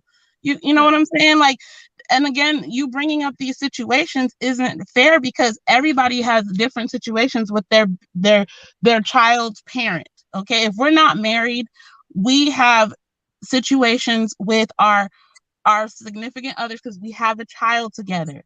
We chose to split up and not have a family, and so it gets complicated. So why is it fair for you to say that you can't go on child support for any reason? And you can I'm sorry I lost my train of thought, but because you ain't got no thoughts. You need to go clock in and go to work.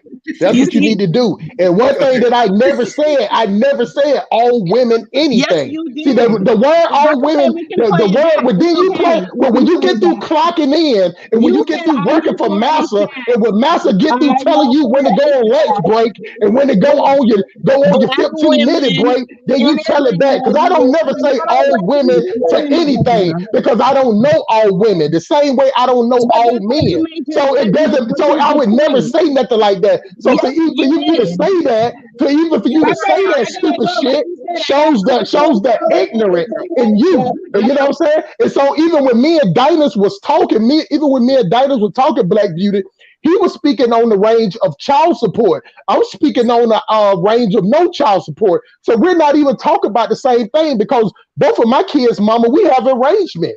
You get what I'm saying? So, but what I was saying is I'm not on child support, whatever. We made out a deal and the deal was $800 and some dollars. That's what we came up with ourselves. But what I'm saying is she does have the power. Whenever she gets mad, what I'm saying is no matter if I'm giving her $826. Matter of fact, change that, Miss Black Beauty. Say for that I said, you know what, I'm gonna be nice. I'm gonna give her $900 a month. It does not matter to the court system. She can still go down there and put me on child support. That's what I'm saying. What I'm saying is that they're not monitoring the payments, right? Huh? Because they're not monitoring the payments, so there's really right. But that's the whole point that I'm saying. So what I'm saying is that if somebody is giving you what you want plus for you to go put the system into it, the only thing the system can guarantee is that we'll suspend this license and he'll lock you up. I understand. That's not what women want. No. I'm not saying no. Listen, Black Beauty. What I'm saying is, if you have a kid and you go sign yourself. Now, I'm not saying that that's what they want, but you know that's in the cards. It's the equivalent. Let's say it like this, Miss Black Beauty. Say for instance, you went and got a car note, and the place that financed your car said, Miss Black Beauty, if you don't pay this car note, you know what I'm saying, we can lock you up and get your license suspended. Now we don't want that. Well, now we don't want to do that to you, but this is the contract that you're signing. Now you have the option, Miss Black Beauty. You don't have to go with this finance company. You can go with another finance company. But this finance company is telling you that, Miss Black Beauty, you miss a payment and you riding down the street, listen to your TD Jakes documentaries, you know what I'm saying? I can have you pulled over and have you locked up. Would you still sign that contract? My challenge. I'm sorry. Well, hold on. Oh, well, let's do this. Black Beauty, then we got Ivy, because Ivy is married. And I only have one thing, and I know this is going to be controversial. Go ahead. Really quickly, just one thing, and I know it's going to be Go ahead. controversial. Go ahead. Really, what women want, my challenge is for all of you Black men on this panel and watching this show to pick your favorite baby mother and go marry her. Go give her a family. I don't have Hold on. Black Beauty. I want you to expand on that. Do I look like I'm joking? I'm not. No, I know you don't. Expand on that, Black Beauty. Marry your They deserve that. They crack their body open for your little pick-me-down. For your little pick-me-down, they crack their body open and leave them open. Okay, Miss Ivy, what are your thoughts on Black Beauty is funny, man. Hold on. Black Ivy. Ivy, what are your thoughts on Black Beauty's advice? Marry your baby mama. What are your thoughts? Ivy, you there? Ivy. Oh, she's still having issues. Okay, can you hear me? Can you hear Okay, me? we hear you now. Go ahead. We hear you. Go ahead. Hello, can you hear me? We hear you, Ivy. Go ahead. Okay, Ivy, you got that. I'm I think she got this advice. She got some delay. I've been married. It'll be 20 years.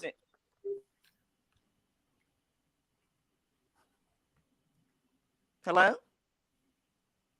You have a delay, so just even if you hear us, just continue talking. Just continue talking because you have a delay. Oh, okay. Thank you very much. I wanted to say that Mr. Simp is correct when he says that because at this time, only 20% of Black women are married. Married for almost Miss Ivy, can you call us on a different device? Is there any way you can call us on a different device? Advice is to tell I hate when people Ivy, you got to call us on a different device. It's not working. Yeah. Just go out and come back in because you agreeing with me. I'll send you one of my phones. It's rare that I get people that agree with me. So I love you to death. So please sign back in and come back in. Can I paint a picture? Miss Ivy, please call in on a different device. Something's wrong with your device. We want to hear what you got to say, but your devices, yeah. Oh, but can I say something? Black Line, go ahead. Okay, yeah, just real quick. The thing is, like we and Don talking about earlier, and Mr. Sim Police was 100% on what he was saying. The thing is, I don't care if it's black one or white one. The problem is the child support system is a very corrupted system. It's not in any man of any race's favor. Like I told Dinas earlier, white guys are having such a horrendous issue with the child support system themselves. Like I said earlier, my teacher, who was once an attorney, he often told even white guys, he was like he and his colleagues were telling their own clients to never marry a woman if you got in another state where you got the better advantage, or a woman from another country where you also got the better advantage. It's a corrupted system. It's not in no man's cards or in their favor. The thing is, like I said, white men who are making good money from damn near 6 figures and more are going through the hardest times with child support because it's mostly in the women's favor. White guys have been statistically proven that they got paid more on child support for their ex-wife's lifestyle, not for the child, and that's the reality. And the sad part is they're not showing us on the news, but a lot of white guys are going to jail right now. And damn near it's increasing because of child support issues. A lot of it's on the it's not just black men. Is it a problem though, Black Lion? Is it a problem if I'm taking care of your 3 little raggedy pitney and I want to go and get my hair done and I want to go and take care of myself and pay for a gym membership and have an opportunity to eat organic food and have an opportunity to have a masseuse because I'm stressed out and have a nice life? Okay. Like this, I told Dinas earlier, the problem with the child support system, my teacher who has this experience. One thing he pointed out, he said, when you're paying child support, even if your ex-wife is making $100,000, say 6 figures more than you, you're not paying for the child. You're paying for the woman's lifestyle that she wants to live. Like if she's making 100, say she makes 6 figures, say she likes to live in a $150K lifestyle, and say she can, but she only got $100,000. You are paying for that $50,000 on top of what she's already paying for that lifestyle she wants to live. The money is not. My boy, he is the second in command at the Department of Finance, and he's on child support, a Jamaican UK guy. And his white Persian wife, she receives $4,000 a month, which is 17% of his salary. So she got the benefit. I mean, I know y'all be complaining, but Becky got a whole lot in her paycheck. We be getting $400, $500 from y'all niggas, and Becky be getting $2,000, $3,000, $4,000, and that's the max she got. Because and then when I back, I did the math, so I took $4,000 and I went back 83%, and I realized, damn, he makes about $276,000. Let me finish with this real quick. Yeah, but this is the thing. Like, I understand what you're trying to say, but the thing is, this is a global thing. This man of all races. Let me finish, please. Let me finish. This is a global thing, not just from someone's perspective or your friends or anything. The problem is that it's against the man's advantage. Like my professor even said, he saw so many of his own clients mentally, emotionally, and financially break down is because they're paying more than what they're getting out of this child support. The money they're giving is not going to the child at all. It's going to a lifestyle that the female doesn't want from a lifestyle their ex-wives do not want to downgrade from. Even if it's her financially, even if he's going broke, he still has to pay that same amount or even more, just because he was the ex-husband. You're right about that. Let's do this. We got Ivy. Okay, go ahead, Ivy. Hopefully, whatever you got going is working now. Go ahead, Ivy. Oh man, Ivy, you got to call it on another device, Ivy. Like on your laptop, just an iPad, something different, Ivy. It's just not working out. All right, hold on. Imagine POS 3.0. Go ahead. I think that brother's frozen too. Yeah, he frozen. I thought he was blind or something, man. But this is why. Like even statistically, even that's why. Well, what my professor was talking about. He like you said, and him and his colleagues were telling his own clients. You're literally marrying off especially you're an American man. You're better off marrying someone from a different state. We got a better parental and marital advantages, or another country. We got the parental and marital advantages. So this is why it's not going to work. Because the thing is, and I don't care what race you are, the modern women in this country are too programmed to not be marital wives. Because traditional women, they don't naturally divorce. They will stay into their marriage until they die, because they know the benefits and the consequences, and they were taught and trained and disciplined to be in that life. That's how it is here in Lagos. So I don't care what race you're, black, white, whatever. If you're not taught and trained just as a woman to be a wife and a mother and to endure the hardships to get the benefits and learn the consequences, that's when marriage will easily crumble. So this is why I don't care. Listen, you're a traditional person. That's why even I encourage you, go date or marry someone, even outside the country if you have to. If you have to keep that stable family conditions. Because one thing I gotta say, even with a lot of the women, especially the women in our community, they're marrying men who are not husband materials, and they want to be upset about that. Marry a man who has a husband mindset. That's why 8% of them are pregnant with single mother with children out of wedlock, and 54% of us are single and childless. You have to pick seriously to the point where you can't make no mistakes like that. It's a very serious political decision on this. They don't want the nice guy though. The nice guy, they don't want the nice guy till they got 2 kids by Pookie and Ray Ray. You know what I'm saying? Like it's exactly. The thing about it is that a lot of black women don't know how to go spring break, go to college, have all the sex they want, and not come back pregnant. That's just the problem, because that's just what it is. So when it was the same way when I used to go down to spring break, I used to go down to Daytona, Miami, Panama City every year. I'm talking about super ultra mega thotting it up. You get what I'm saying? Like we sleeping eight people in a 2-bedroom hotel. We just trying to bang up as many chicks as we can. I'm talking about even on the beach. But the problem is that when we say that the onus is on the female, is because she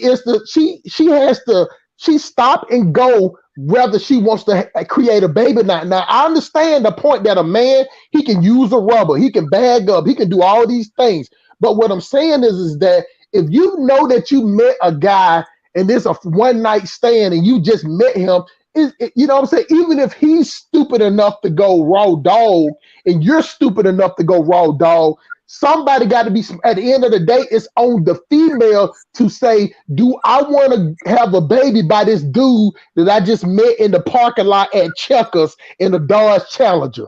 And all I know is his nickname. You get what I'm saying? All I know is his nickname. It was, you know what? It was shocking that when I had to go to child support court, I had to go to child support court one time. And it was shocking and sad that so many black women was in there was saying, I didn't even know his real name until we had to come to court. That's the shocking part, because you know how we are as black people. We don't use our real name like that. You get what I'm saying?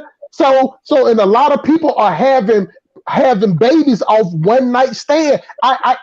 This is not anecdotal. This is just a lot of black people that just by the time the baby is 3 to 6 months, it's not good. So now when you have developed and you're out of your super ultra mega thought lifestyle, and now you want to be, okay, I got benefits, I got house, I got car note. Now I want to find me a serious man. Where all the serious men at? And see, now you want the serious man. You calling the serious man a serious, but in your younger days, the serious man was a lame nigga. He was a sucker nigga. He was a buster nigga. He was a simp nigga. You get what I'm saying? So this is why the same thing. So black women always talk about the Sierra prayer. Sierra could have got with Russell Wilson before she had a baby by Future. You get what I'm saying? But that's what it is. She went through 50 Cent. She went through Bow Wow. She went through all these rappers first. But what I'm saying is she was still famous. So she was still moving in these same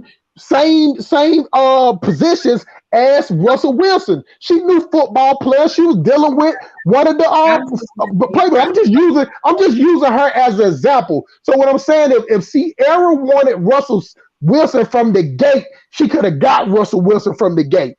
But after the rapper dudes don't ran through her, you know what I'm saying? Now she's sitting up there, she want to pray, and there go the simp dude. So hopefully it works out for her, but I don't want to be the same way women talk about they don't want to be the second pick, the same way men don't want you to come to them with 5 kids by 8 baby daddies. Talking about I love you and you a real man. You know what I'm saying? Men don't want to hear that shit. And then go ahead. I just want to put that out there, man. Okay, well, we're gonna try one more time. Ivy, unmute yourself. Go ahead and unmute yourself, Ivy. We're gonna try one more time. Ivy. Okay, we gotta. Ivy, I love you, sister. I love to have you on, but we gotta move on. Super 79, unmute yourself. Super 79. Hey, what's going on, Dinos? How you guys doing in the chat and good, panel? Good. I just have one question for Black Beauty, because it's important to know, is it paternity fraud? Is it a male-driven industry or a female-driven industry? I don't work in that industry. I work in fintech and real estate. You could ask someone else about that. No. What he's asking is women who lie about being pregnant by a man, but they were lying the whole time. You know, is like, is it women? I mean, that's something that's been happening with Black people since. Well, it's very important, you know, that distinction. It's important though, because it leads to generation. The other sister's daughter, they were lying. One uncle, that was his daughter, but really it was the sister that had the daughter, but she was unwed. They were doing that for years in our family. So what's the difference? You don't see a problem with that?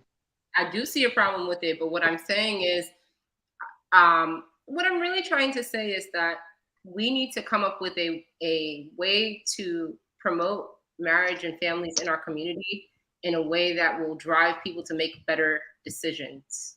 That's all I'm saying. I absolutely agree with you. Yes, I agree with that. But I just wanted to make sure, let's not forget that one of the driving forces is when you have a lot of these younger women that seem to be trained to know how to manipulate these younger men, because they're not manipulating older men. Seems to be younger men, and we seem to find out through television shows, because there's countless of it. I mean, I don't have to tell you, Dinus, you see, I mean, Maury and all these other guys. So you are not the father. I mean, so we really have to be honest. We have to be honest with that. Yes, the men are responsible too, but you cannot just leave that out when they're incentivized to want to live the high life off somebody they're not married to. Because if marriage was very important to them, they will not get pregnant. That's true. They'll get the ring first. That's just true. It. I'm not trying to disparage any woman. People make mistakes, and it seems like the fatal mistakes is on the women, because you have to go through all that pain. I mean, I saw a story. It was a woman that was just she gave birth, and what was it? Her man was at a diner on a date. I just see the video. It broke my heart for the woman, you know. Oh, we got Tanzan. Go ahead, Tanzan. Unmute yourself, Tanzan. Greetings, Dynast, and everyone. Yeah, we got another woman on. Okay, let's see your point of view. Go ahead, sister. Go ahead. Nairobi, stand up. Nairobi, stand up.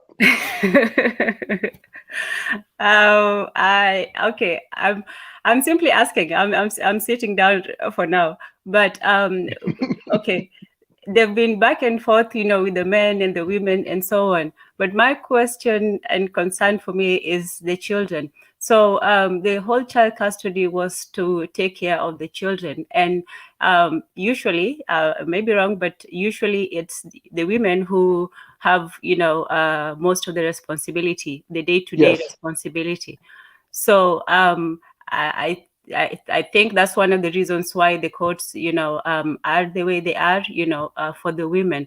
So what would be the alternate solution? Because, okay, maybe child support might not be the first or the last resort, but let's say two people. Before I get into that, is there a difference between how the laws are made for people who are married and divorced versus people who just have a child together? Yes, there are different. Okay, so for people who are married and that are living together, I could think that it would just make sense for, if they don't have an agreement, I think there's like an arbitration or something before they get to the whole court system. So I think maybe more emphasis should be made on that, on having an agreement between the parents. But if that can't come about, then I guess that's when the court system comes into play. No, but Tanzania, I'm so sorry not to interrupt you, but you have to understand, even if there's agreement in place, yes, they could still renege the agreement and go to the court, and the court will look at it like it doesn't count. Okay. The woman. Well, let me explain it better. The female gets no penalty for breaking the agreement. It's almost like it's almost just like how you said, the woman take care of the child for that reason alone. She can break the agreement whenever she want to and go down there and get the court system. And this is the last thing, Ms. Tezin.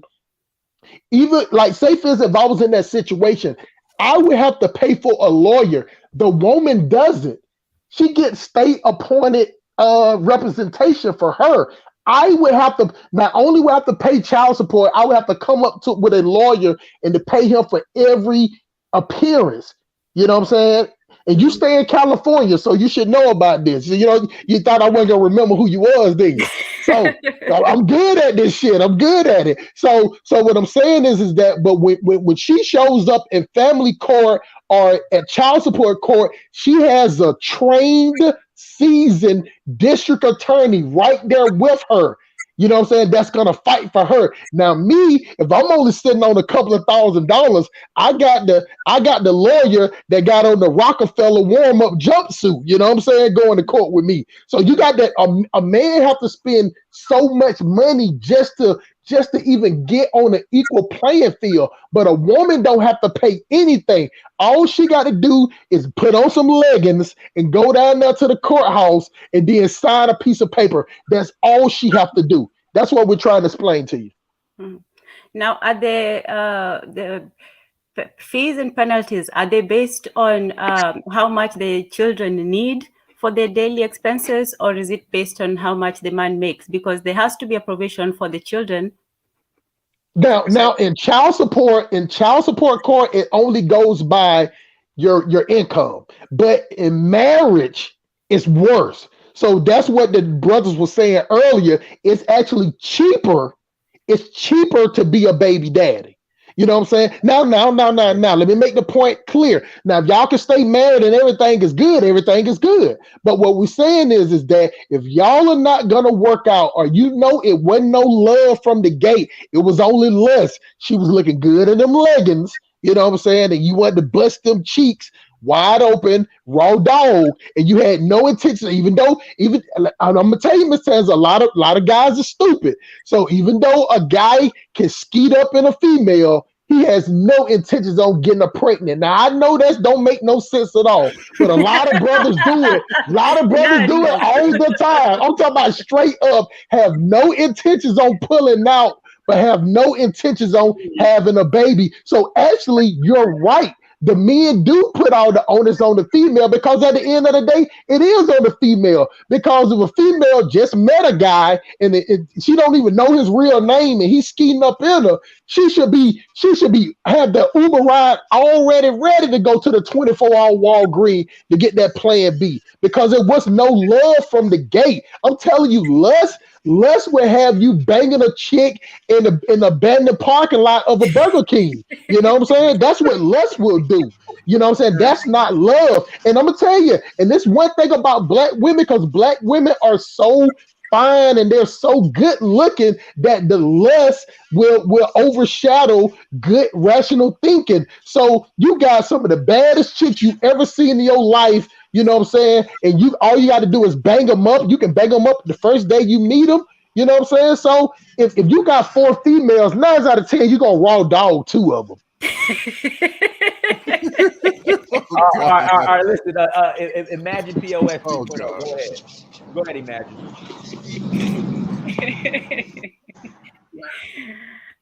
Yeah, I don't know what's going on. I get the delay on his end too. But as Mr. Sim Police was very correct, but I agree with 100% on that.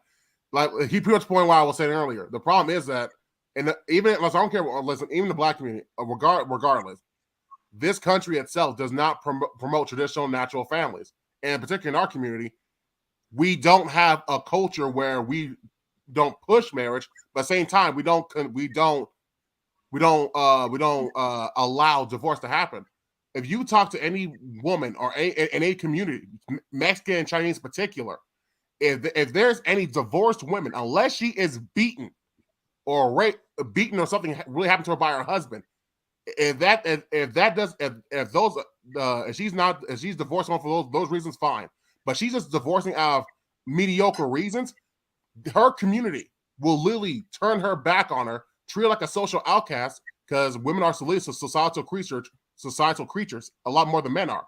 They will treat her like an outcast, then they'll kick her out the community and pretend she doesn't exist.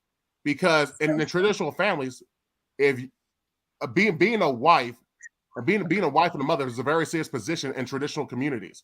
So if she leaves for any mediocre reason, unless it's a serious one, like 911, if she leaves for a weak reason, the women will not respect her because they'll see her as a weak woman. They'll see her as she's not strong enough to handle marriage. They won't see her as one that's capable of being a mother, and those type of women that they can never respect or follow. Yeah. These are the long-term consequences, because like you guys go to like a family gathering and it's like, oh, like I've seen this. Well, they see a one woman who is single or especially she's divorced, the women like, don't talk to her. She can't keep a man. Don't talk to her. Like it's so bad with Chinese and Mexican families. They will treat them like garbage because the weak mentality. There's like being a wife and a mother is a very serious position. And Black Lion, can we stay on that one point you made? And I think like the overlying point of what you're saying, which is that this society does not promote traditional marriages, yes, et cetera, et cetera. That's pretty much the overarching point that you were making. Yes. What I want to say about that is I agree with you, but I think we have to ask ourselves why and how is that happening? And the conversation has to open up. It's not necessarily about men and women. It's about a society that promotes exploitation of work, a society that promotes, pretty much being busy all the time with building and creating and dispersing ideas. And I feel that is really what puts the family, especially Black family, because we're trying to catch up to everyone else. We've been destroyed. It puts us at a disadvantage because everyone's trying to just build and work and work and work and make money. And there's no time. There's no time to concentrate on a traditional family unit the way it is in the West. The women here in Lagos, once they get pregnant and they have their children, pretty much they don't work. I mean, they have things that they can do, whereas selling a house and doing some business transactions here and there and helping their husbands, they do not work. And that is the main issue in the US. We are tired. We don't have the energy, and neither do you. So it is what it is. That's 1,000%. That's 1,000% correct, Miss Black Beauty. That's the smartest thing I ever heard you say. I mean, no disrespect though, but everything that was on point.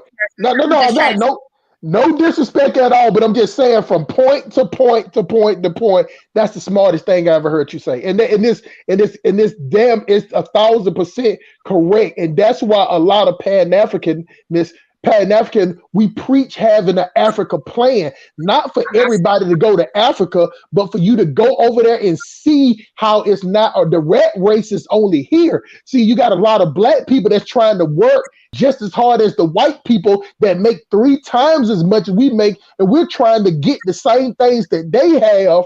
You know what I'm saying? That's why we imitate everything we do. That's why we imitate them on Valentine's Day. That's why we imitate white people on St. Patrick's Day. We sit around dressing green and peaching each other in the ass. Now, I like I like slapping a female on the ass with the best of them, but she don't need to be in no goddamn green unless she got on some green leggings. You know what I'm saying?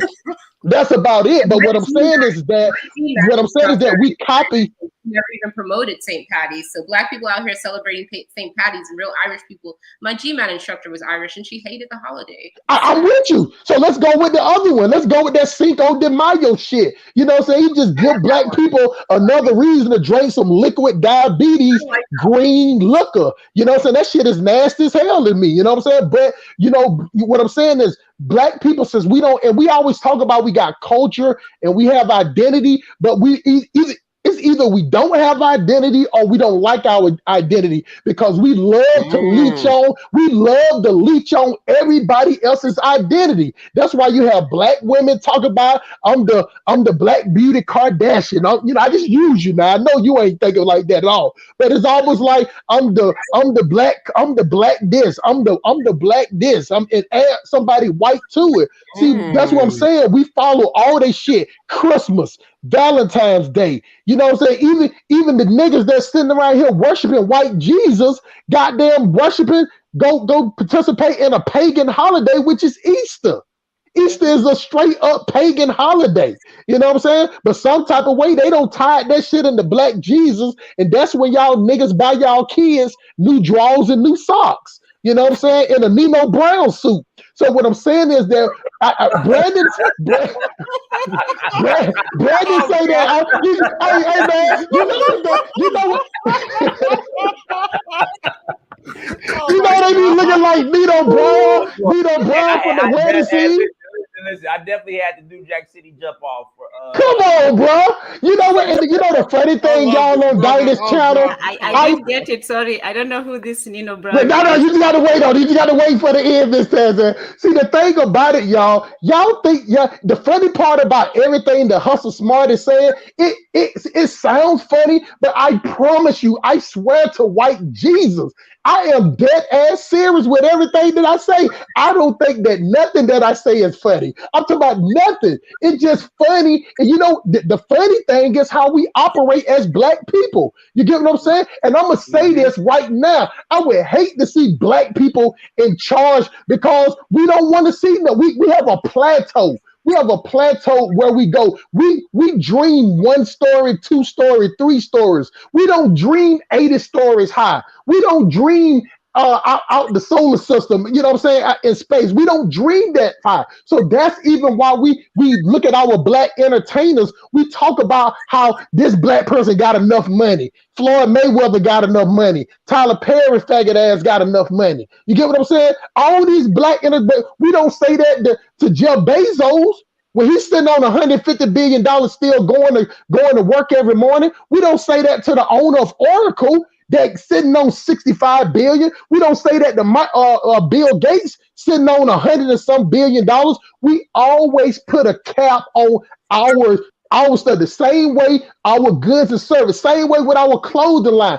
Every black person clothing line has a shelf life on it. I still got Rockefeller, Fat Farm, linen suits. There's nothing wrong with them, Brett. Nothing wrong with them, Diners. Nothing wrong with none of them clothes. But if I wear those, I still rock Carl Kanai.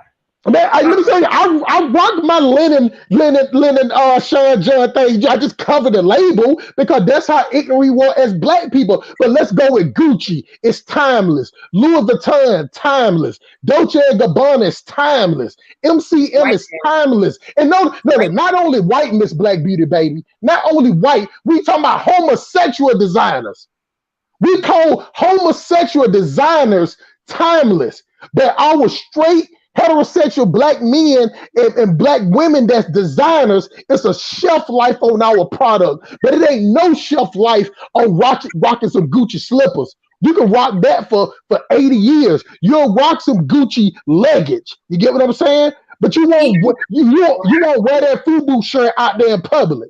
That's how we are as a people. So that's why we latch on to everybody, because we don't have either, I'll say it again, either we don't have an identity or either we hate our identity because we're so quick to leech on to white people goods and services. We only emotional when white people put their foot on our neck in the streets in Minneapolis. Then we got selective outrage. You know what I'm saying? But while Pookie and Ray Ray running around with the Tech 9, that sounds like this.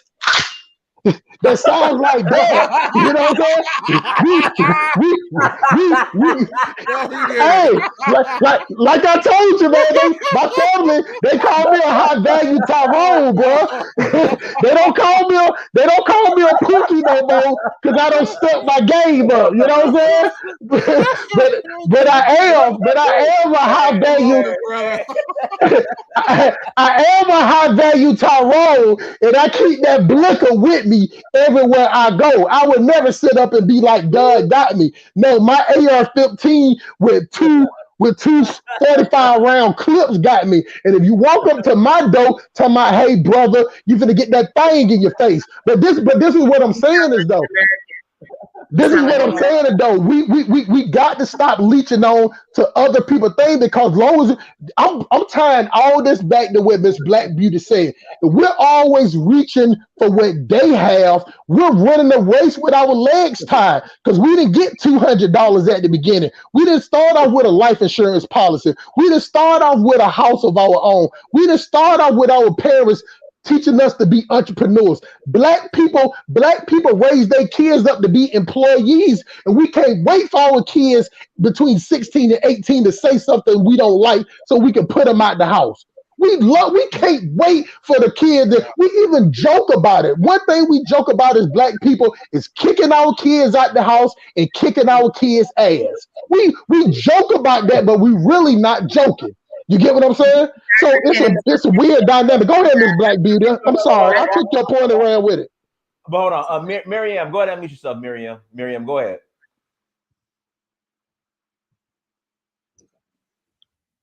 Miriam, you got to mute yourself.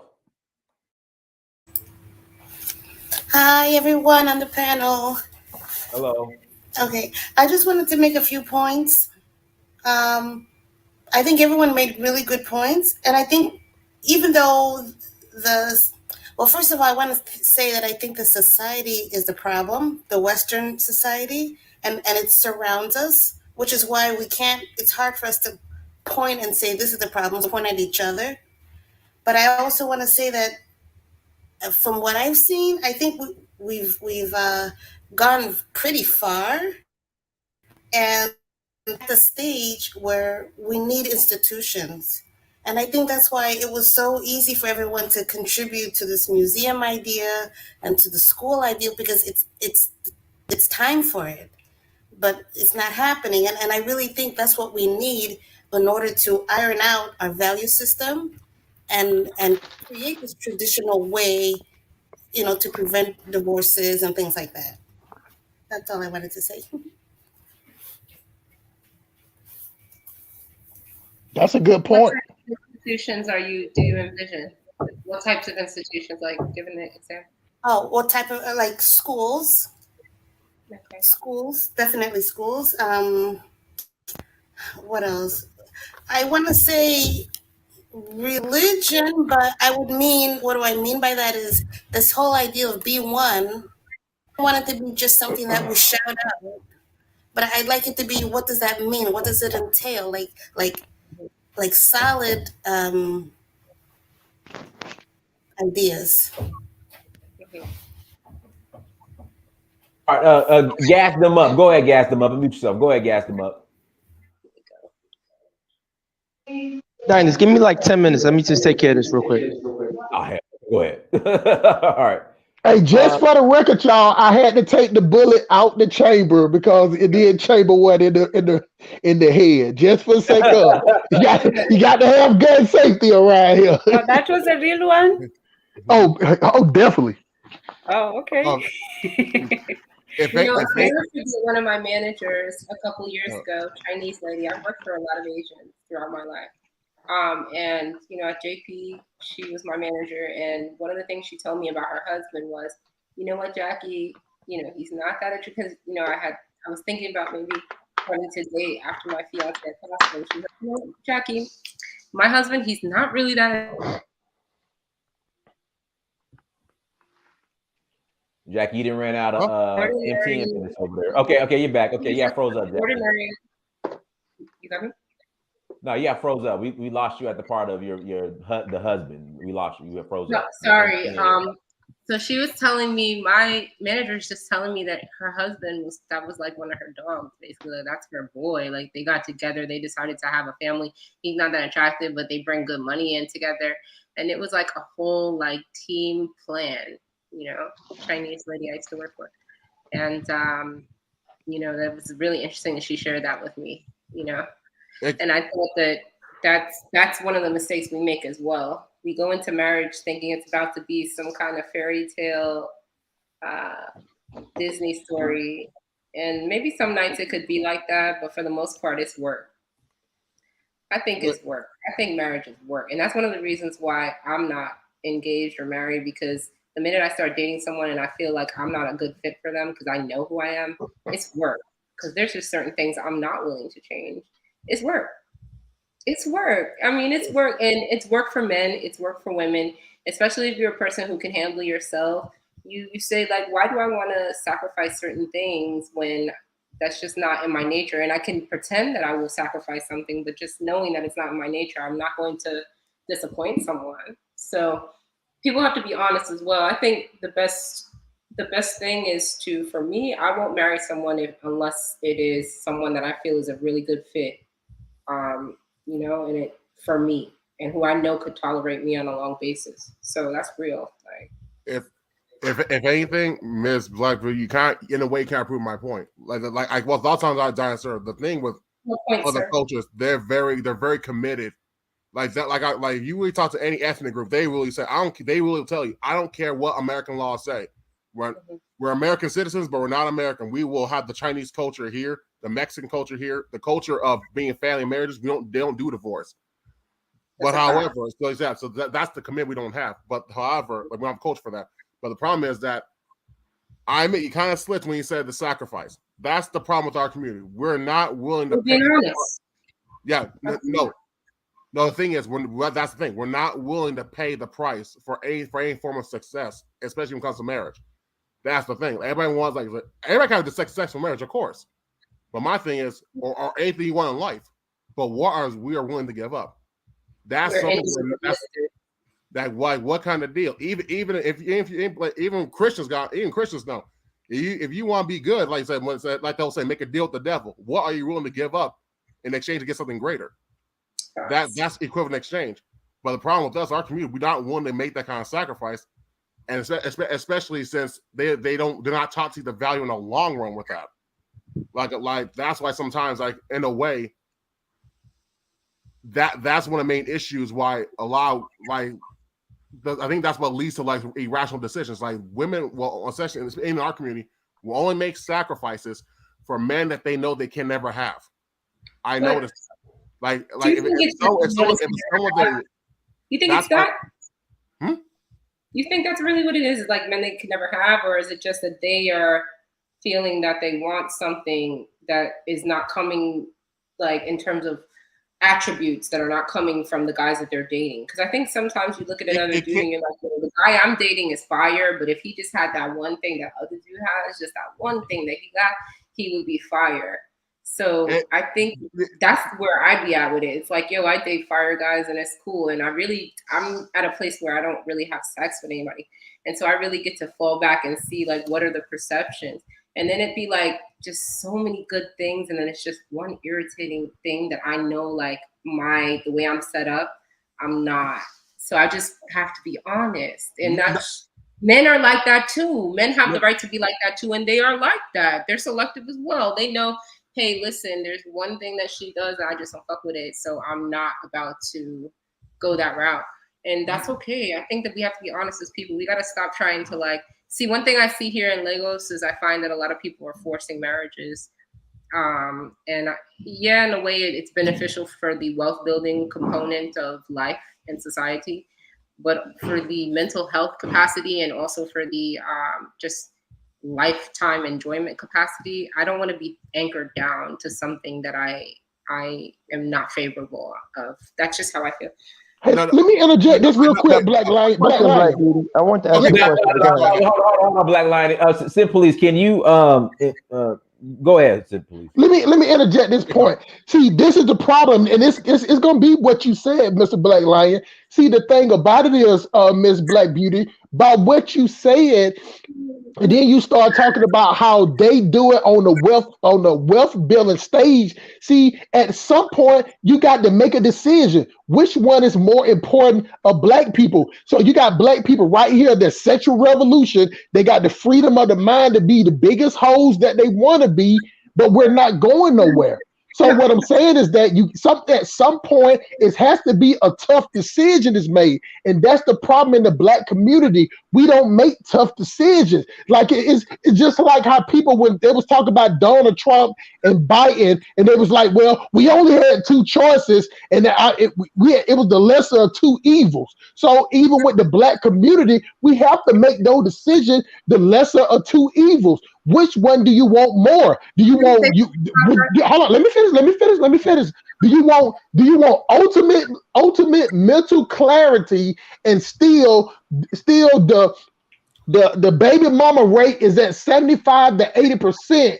Or do you want to have generational wealth that will be good for the kids? See, it ain't all about what the parents want. See, that's why hold on for a second, Miss Black Beauty. See, that's where the selfish nature come in with the westernized Black people, because we sit up here, we always talk about our kids being first, but the kids are really not first. The parents are first. That's why you got men, women sitting up here spending $6 billion a year on weave. You got men spending all their money on Jordans and clothes to look good, you know what I'm saying, to drive their kids around. You get what I'm saying? Their kids is not the forefront. I will make that tough decision to be like, I would do the forced marriage for the generation, because two people can be in control of the path of 8 people. You get what I'm saying? But as a people, I understand what you're saying about your feelings. But what I'm saying is that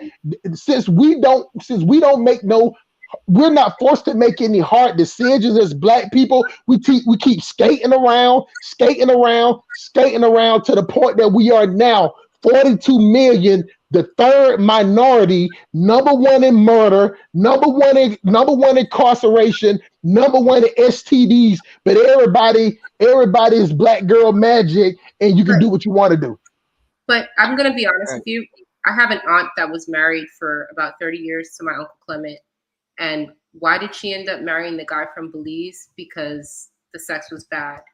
And I'm only saying that because, and please don't jump on me, I'm only saying this because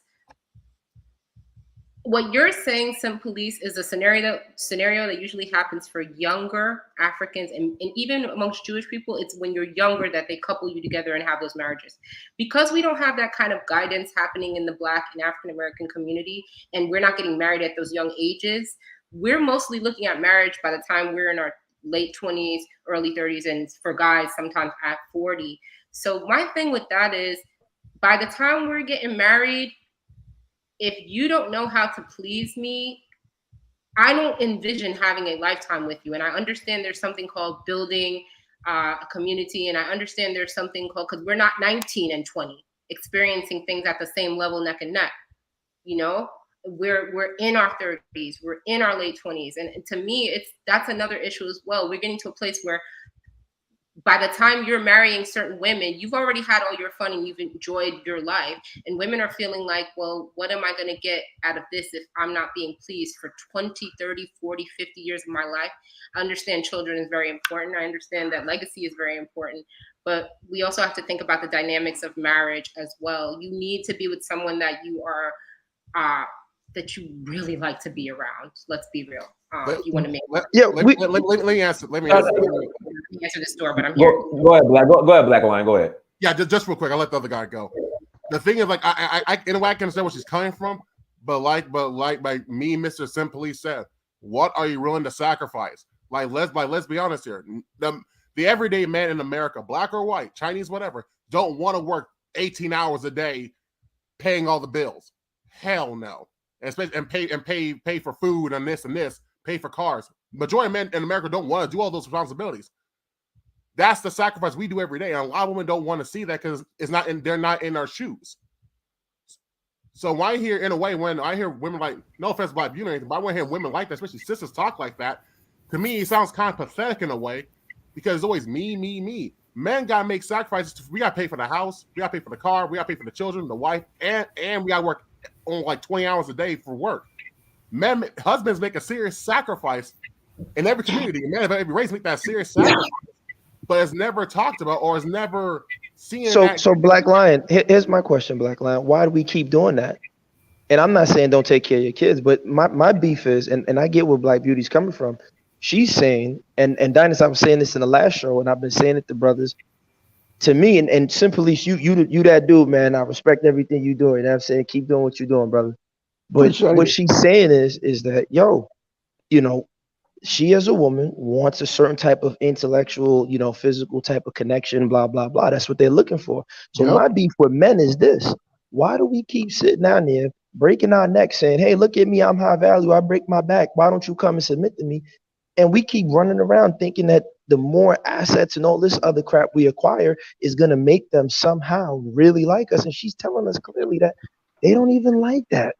So my beef is stop breaking your neck. Let them go work. You want it, like I've been screaming. Shaka Zulu's wife never asked him for a Birkin bag, man. All the sacrifices that you say in Black Lion, I respect that. That's true. Men do that. We do that. And if they don't appreciate it, then let her go get all that stuff. And you kick back and you take care of your kids. Is that in reference to when I said that divorce my uncle because of bad sex? Because I'm trying to get it, you loop that in. Hold on real quick. Let me answer to him real quick, just real quick. No, I agree with saying. All I'm saying is, we're going to make, like in marriage, regardless, especially if you're a community, we're going to make some serious sacrifices that we never want on the table. My thing is, the whole point, the reason why we do it, man or woman, regardless of something. Listen, we're not going to get every marriage in reality. We get two-thirds, or maybe three-fifths of what we actually get. That's reality. My thing is, what are you sacrificing for? And is it worth it in the long run for the bigger reward? That's a moot question, in my opinion, because again, she just said earlier in the show about the nature of a woman. They don't care about that. And Black Beauty, see, Black Beauty, may I talk to you for Nigeria? You did Lagos. You never married your husband yet. I just got here in August. Okay, Dynas, we have to find her husband in Lagos. She just got here in August. We're gonna find her husband in Lagos, Dynas. We're gonna find you husband. I'm too wild for him. So No, you have to submit to him. He's a good man. Don't worry, we'll get you. Submit to him. And we'll teach you. Okay, we'll teach you how to be a good submissive African woman for him. You cook him the nice. But see, that's the thing, my brother. You can't teach a woman how to be a submissive woman. She has to. I do that simply. You can't teach her nothing. I'm just being silly. Yeah. I see. That's what I'm saying. See, the thing about it is, when you see a modern women, when you hear a modern women speak, you should take them for what they are. You get what I'm saying? Like, that's the thing with a lot of men, and that's why my channel, shameless plug, is called the Simp Police Academy. You know what I'm saying? You take people for how they are. See, at the end of the day, I'm not selling anything. I don't want anything from Black women. I'm not doing anything. So therefore, I can speak the truth on how a Black man really feels, because what a woman input and a man's input have no dealings on what I say, whether it be right or wrong. But when you look at how they respond to you. Look at how they respond to you. They don't even care. But this is the thing, though. See, let me tell you something that has changed, and Dynas will tell you. When I first started coming on Dynas' show, I had nobody agreeing with me. Tell him, Dynas, nobody used to agree with Hustle Smart. Hold on. That's a half true, because people they wouldn't agree with you in public. No, I agree with you. I agree with you. That's what I'm saying. I agree. But hold on, but let me tell you how the change came about. They wouldn't agree with me in public, but still, you have these same brother would come over there, hit my Cash App and donate. But now, if you look at the chat, people, even females, are starting to agree with me, because at the end of the day, when I talk, I take the emotions out of it. When you hear a modern woman speak, she's speaking on emotions. She's speaking what she will get out of a relationship. See, at the end of the day, that I will stay in a relationship as long as I see my kids. See, I always look at my kids as the Hustle Smart 2.0. Like, when anybody talk to me, they be like, oh, you know what I'm saying, you doing good. I'm like, no, my kids are doing better. You know what I'm saying? Like, I'm gonna be old and played out. I don't care if I'm not happy, as long as my kids are, because they are the branches. You know what I'm saying? I need the branches to bear the fruit. So it doesn't matter how good I am or how I feel, you know what I'm saying? Whatever, as long as it's not disrespect. But I have seen the point that women will be with a man and then be at work. Like the man do everything right, but just because the man don't have the time or the conversation, she'll end up. I don't did it plenty of time where females have messed with me and have a good man just because he's not there. He don't know how to conversate with him. So what I'm saying is that this is the last point. This is the last point. So what I'm saying is that when you're dealing with modern women, you have to watch those women where you can do 98% of things right, but she has this one thing. And Miss Black Beauty just said that. She said it could be just one thing that irritates her, and that would be the end of it. Not the 98% good things, but it could just be this one thing that fucks with her. Why we keep killing ourselves? Why do we keep killing ourselves, wasting time with that? If brothers, no, you get what I'm saying? Like brothers need to come to a conclusion where it's like, look, man, I'm not breaking my neck if you ain't gonna follow the program. It does them up. No, I agree with that. I feel like a lot of women, I think it's also an age thing too, because women that are dating to be married, if they're dating an older man and he's just not necessarily, doesn't have the vitality and veracity of a man that's her age, or if not, younger or around her age, it's frustrating because it's like, yeah, this guy, he wants to do something, but at the same time, like, I can't even stomach like once. That's why he. See, you got to understand, sister. Like this is what Simple is trying to say. There's a price for everything, right? In economics, they teach us there's no such thing as free lunch. And I always say a lot of women have this thing where they feel they can get fried ice, right? Hello, can you hear me? Yeah. Yeah, there's no such thing as fried ice. You can't have it both ways. So here's the thing: if you want a man who's going to be, for example, let's say a surgeon, or he's working in the medical field, or he's a top value, high earner, blah blah blah, he's probably gonna have a pot belly. Not all of them, but he's not going to have as much time for you and the ability to wind his hips the way, Simply says the high value Tyrones can. And so, belly bum over. I don't wait, hold on. No, okay, but hold on, listen. So you have to understand, in the old days, men like Genghis Khan didn't have a six-pack from what we've seen, but Genghis Khan was entitled. His wife never was upset. She understood, he's coming what he's coming with. Why? Because this man has conquered the world for me. And so those women understood that was the trade-off. What Simple is trying to explain to y'all is like, y'all trying to dodge the trade-off. You can't have it both ways. So until, and I'm a man, ignore that. At the end of the day, if she is looking at you like this, success object where you got to break your back, work 80 hours a week, and then go on a job and cheat on you with police, man, let her go work 80 hours a week and let her do all that. I'm blessed to meet a lot of men I'm blessed to have met and meet between anywhere I go, New York, Miami, here in Lagos, anywhere I go. I'm blessed to meet a lot of men that are successful in their career, but gas them up, you hit the nail on the head. Belly bang over. I cannot. No penalty. Like the thing is, in a way, like I'm glad, like not just this panel, but a lot of conversations happening. There's I think Mr. Simply's, he had a good point on, like when he said women started listening to him now later on to today. That's one thing. A lot of women now in this generation are starting to understand why when men have these barbershop talks, when a lot of women start to understand why men say if a woman is not married, she's 35, not married, or never been married or divorced or anything, with no kids, there's obviously something wrong with her. At first, I understand until I didn't understand this at all while I was in high school when I started hearing grown men talk about this. But now that I'm almost 30, I understand where they're coming from. Because in a way, they're subliminally saying she's not marriage material, or there's something different about her where she's going against the natural traditional structure of what it is to be a wife and a mother. So this is one of the main issues as to sometimes even white women, even in our community, black or white, whatever, you start even other communities, you start seeing why women become single in a way because it's kind of messed up and sad. But the thing is, men don't see no future value in you, not because of your youth, but it's what you use your youth and your beauty and fertility for. So that's the problem. It's like, wait, she's beautiful, she's attractive in this. Why is she married? But then we start talking to her, not seeing her ideology, and you start seeing where her habits are, what her lifestyle is. They're like, oh, okay, so that's why. And it's like, And the sad Don't part we get is, exhausted with this like, don't we get exhausted with that? Yeah, okay. So like that, what I'm saying is, like, okay, I don't know what to say. I know I will have someone. I've had someone in the past. I know that I don't want to just have a baby just for any old body that I'm not going to be comfortable being intimate with. That's a high criteria for me. But Black No, Beauty, you- you use a you lot of can't. eyes. What about your family's? Because I think, you know, what Sim Police was talking about, and I think part of the problem is that even in Africa too, we're no longer basing it on community.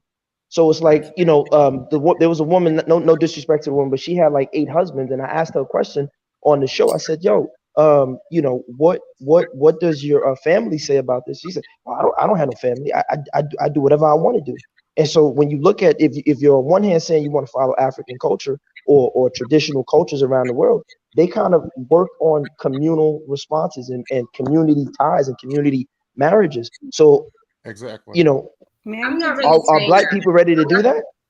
I don't think that people are saying, I don't think people are even saying that. I don't think people are saying that they have a preference as to how they go about their marriage, whether it's traditional or non-traditional. I just think what I'm saying, and I think what people should do, is allow people to fall on their ass and learn. Allow people to figure But out. that's not how it was traditionally in Africa. Like, we don't just see what you're espousing is this individualism, this rugged individualism, right? This like manifest destiny type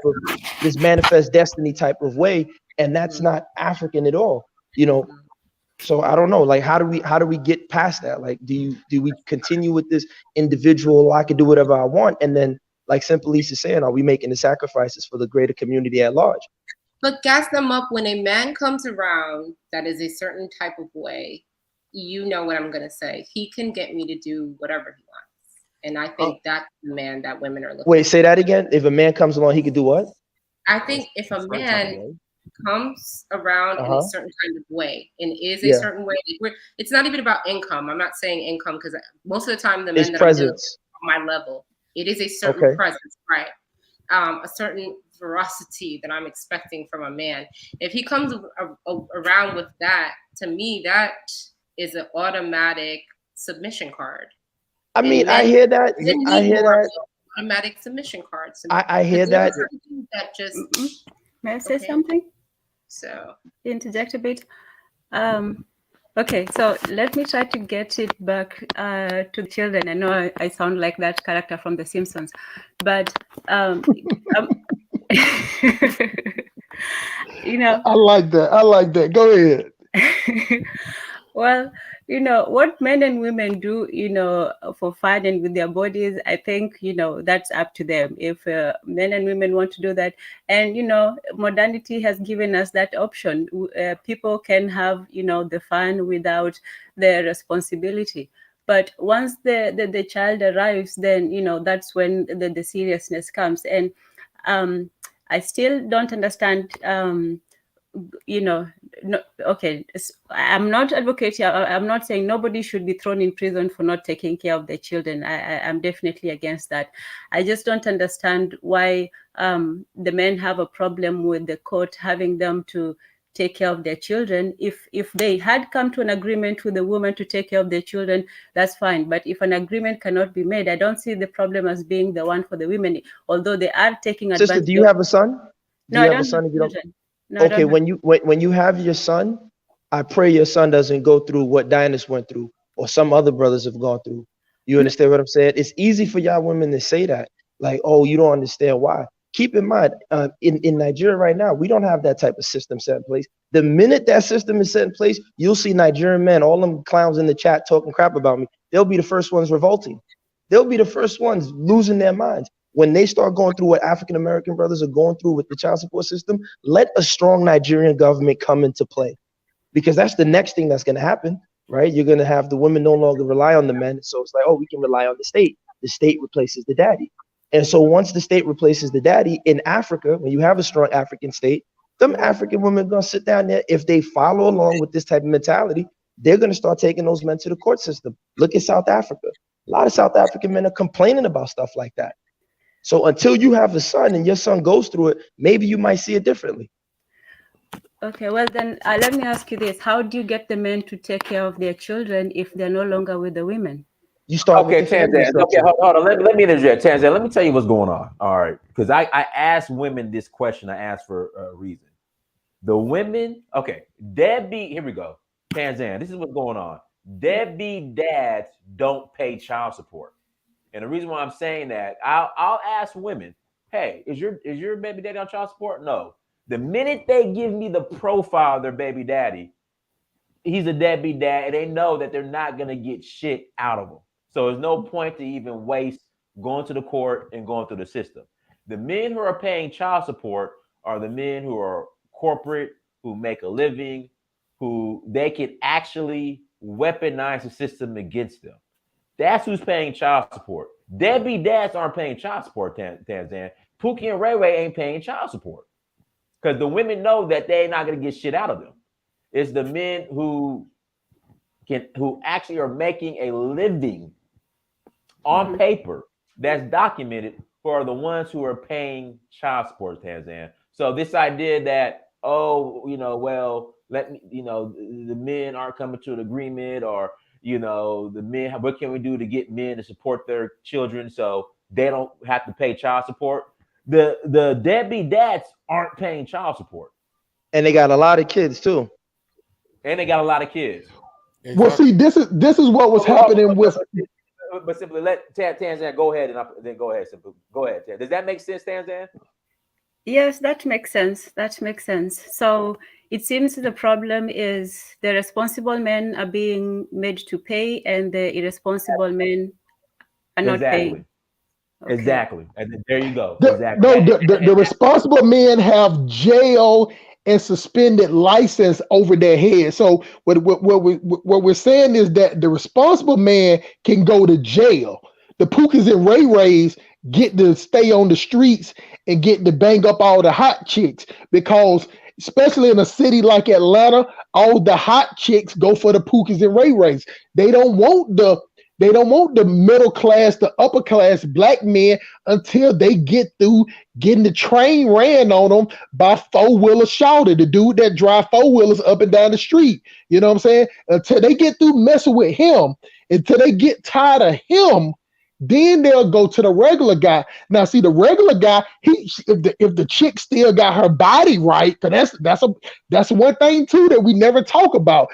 Some of these chicks, they go to have a baby and they looking like Respucia from off Norbit. But then you might have a chick that's like Black Beauty. They might have that snapback body. You know what I'm saying? So, they might flat waist and whatever. So those chicks can have a couple of kids by Pookie and Ray Ray, and then go get a job, then go get a man with a good job. Now, see, this is the thing. She's not going to put Pookie and Ray Ray on child support. You know what I'm saying? Because she can't, if most of these guys like that, Miss Tanzan, they don't even have nowhere to live at. It's nowhere for the police to deliver the paperwork. There's no way for the police to come and serve them. Because in the United States now, you have to get served by the sheriff. So, and most of these guys don't have no job. That's why they got all the time in the world to beat your back out with their Air Force One still on. You know what I'm saying? They got time to have Yeah, you a fool, man.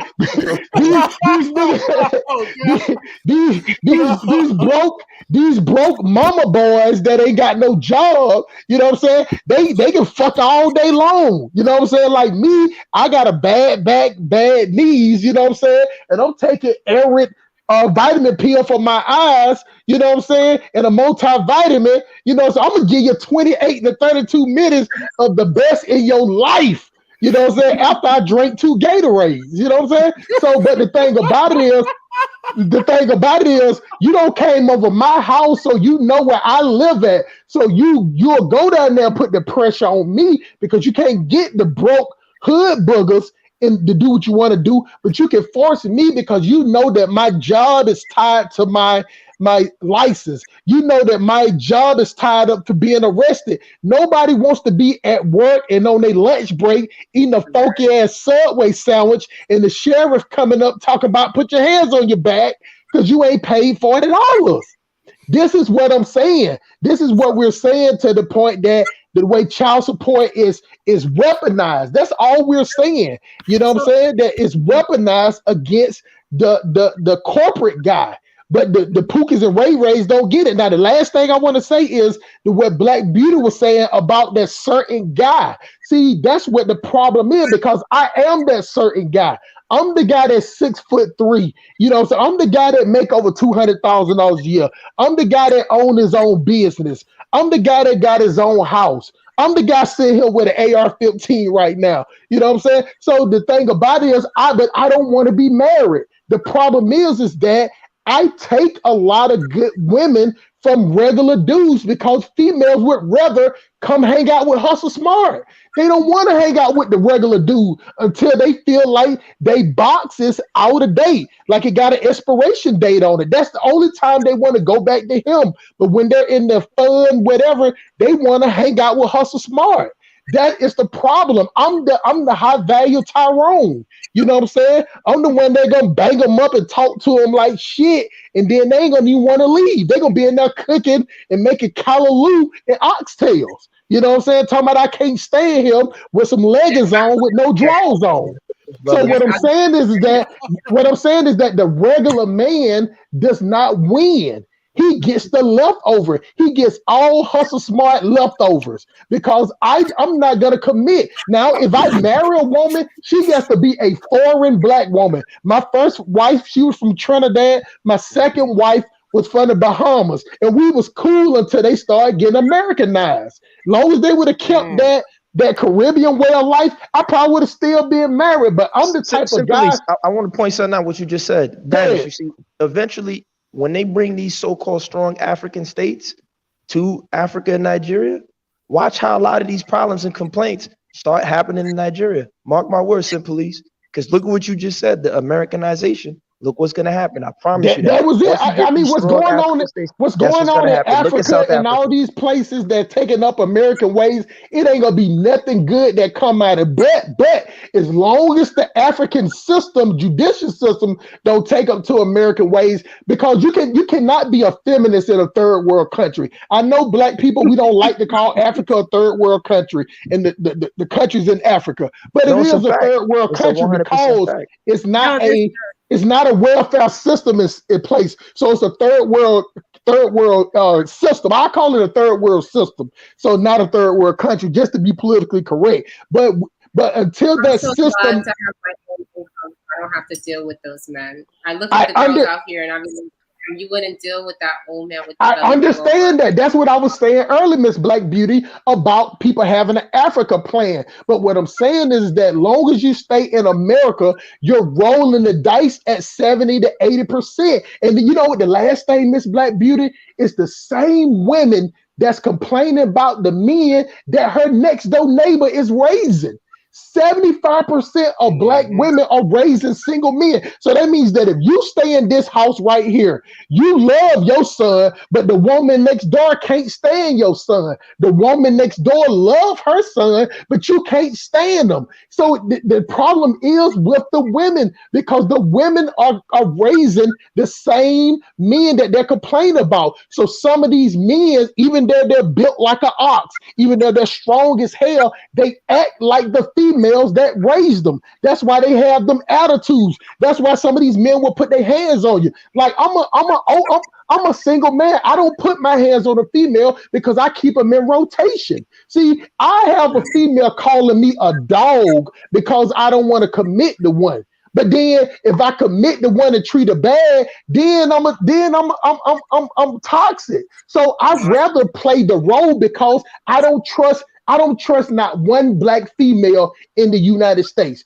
I'll put my trust in a female outside the country. I'll give her a try. Don't do but that, the women, but the Black women, but I'm just saying I get them a little pass. But what I'm saying is the women in the United States, they are for recreational uses only, and I will handle them accordingly. I'm an honest guy.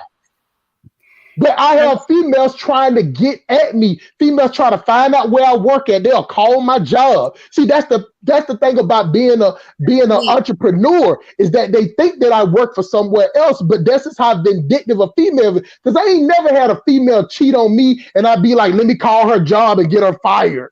Like, that's what I'm thinking about that. So once you understand the vindictive nature of the black woman who will use the laws against the black man, it will teach you to stay away from it. It's no winning. It's no conversation. It's nothing that we can do.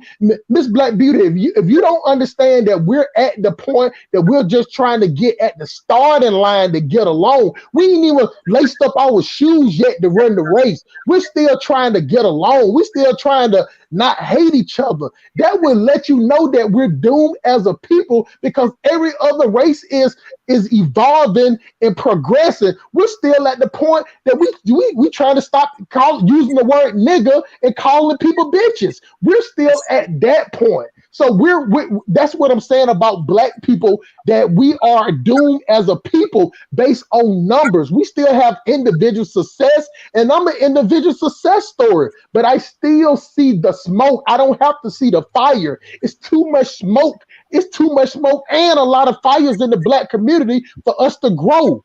But I still will fight that fight for the 15% that want to do better. I yield the mic, my brother. I had a question earlier when you talked about the Pookies and the corporate. So the women, they want the children so they can have the child support, but the broke men are not. They don't have the money, so there's no point taking them to court and going through all of that. Right. And again, I'm not trying to I'm not saying that's the standard, but everyone. No. Just because the negative. Because I was just like, when I was on, I'm on child support, and I couldn't understand why. I'm like, look, I got my son, I couldn't get it. So then I just started asking every woman that I know with children, hey, is your baby daddy on child support? No. And then I start to ask, like, what does he do? And whatnot. And the consistent answer was basically he ain't got shit. So it ain't even worth putting him on child support. But then why have babies by the men then? Why are they having babies by them? I'll let Police Academy answer that. But and then all the men that I know who are on child support, working professionals, got money, doing well, getting hit over the head. Then when I was going through the child support process and just listening to these court dockets and just listening to these cases, I was like, what the heck? Like it was crazy. Like it was crazy to the point where I'm like I said, I don't see the purpose. What's the win for men to get married here in America? Just listen to that shit and and like Sid Police Academy said, the man who's done everything right, how he could be easily punished versus Pookie and Ray Ray. But hold on, Sid Police Academy, go ahead and answer Tanzan's question in regards to why Pookie and Ray Ray keeps having these children. Go ahead. The thing about it, the Pookie and Ray Ray, which I was at one point, I was a Pookie and Ray Ray mixed together. You know what I'm saying? So the thing about it is that black women have they have a component, and it's the swag component. You get what I'm saying? Like, I'm a people's person. I like to have cookouts. I have get-togethers. A lot of people come, men and women, socialize and everything. Women like to be around those type dudes. You know what I'm saying? Like, so hold on. Let me explain. I'm going to explain it fully. So what I'm saying is that when you have these guys on the streets that look good, you get what I'm saying? And they got 12 six-packs on their ankles and their back. You know what I'm saying? They're going to get certain type of women. And the women like these type of dudes, and women will have unprotected sex with these dudes, because if they're living that type of lifestyle, they want a kid to act like that. That's why you see a lot of these women, they'll dress their kids up like a rapper. They'll dress their kids up like their favorite singer, or they'll dress their kids up like a dude on the block, because they like that thug loving. That's all that it is. So therefore, she'll have a baby by him, but this is how the system works, Miss Tanzan. If that guy can't pay child support, now she started getting benefits. She started getting what you call TANF. That's a check. For every kid that she gets, she can get $200 to $300. She also can get food stamps. So like my cousin get $800 a month child support, and she gets $600 in TANF because none of her baby daddies are on child support. So the state takes care of her. Not only that, Miss Tanzan, she get an apartment. She got a 3-bedroom, 2.5 bath condo where she pays $15 a month. But the person next door to her pays $1,300. So That annoys these are me so much. As a person who pays rent from New York, it be getting on my nerves. So think about it. So she has all these benefits that's going for her that's from messing with guys that she don't have to put on child support. You get what I'm saying? Now she looks like she got all this stuff going on for her, but all the bills she pay ain't number $40. So she still look good. She still look good in them leggings. So she'll go out and meet the good guy. See, one thing about the Pookas and Ray Ray, they'll show up whenever you want to bust that box open. So it can be 12 o'clock at night. Your kids don't went to sleep. You call up a Pook and Ray Ray, he gonna come over there and bust that Kuta Kente up. You know, you can send him all about his way, make him a fish po' boy, and he gone by his business. But a working man is not. You can't call him up at 12, 1 or 2 in the morning because he have a lifestyle. So that means that a black female have to change her lifestyle to deal with a working class man. But she still has that thing in her where she like the control man. One thing about Pookies and Ray Rays, black women can lead them a little bit because those dudes are suckers and they really depend on black women. They depend on them to drive their cars. I see it all the time. Niggas dropping their girlfriends off at work smelling like weed, flying down the street in a Nissan Altima. So they like them type of dudes. You know what I'm saying? But when you deal with the professional guy, hey, police, if I can interject real quick, true story. So when I had my Porsche Cayenne, I had a Porsche Cayenne Turbo S. I'm getting some work done on it off of Lee Street in the West End. I'm pulling out, right? Because the light was red, so I went on and pulled out. Pookie, listen, blows through the red light and T-bones me. But I'm at fault because I was coming to traffic, right? Now listen. So we get out the car. Number one, Pookie ain't got no damn insurance.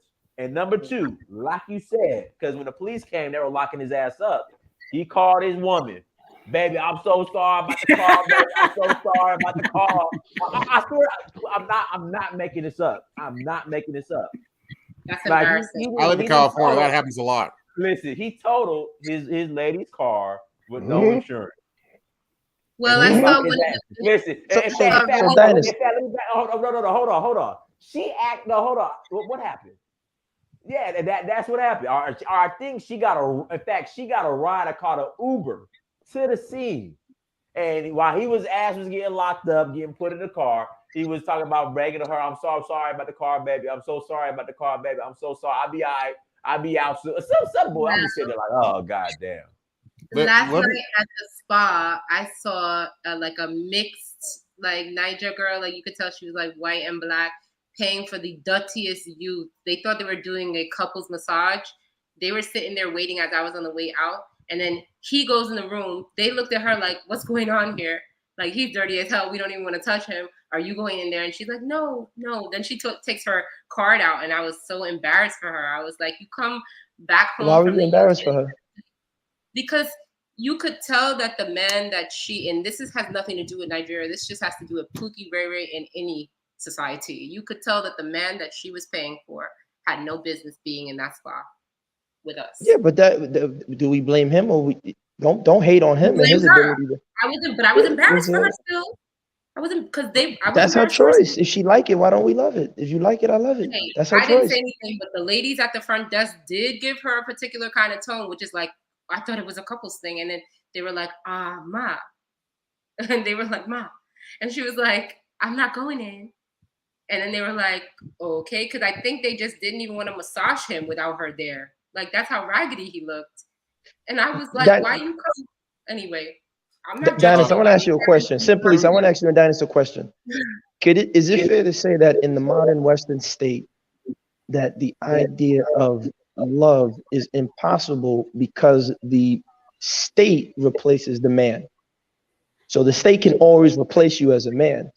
So you are no longer really a necessity. And so anything of love that you think you may have felt, like Dennis is talking about, like, yo, he was doing what he had to do for 4 years, and then all of a sudden he gets attacked by the state, right, by another male in the form of a state.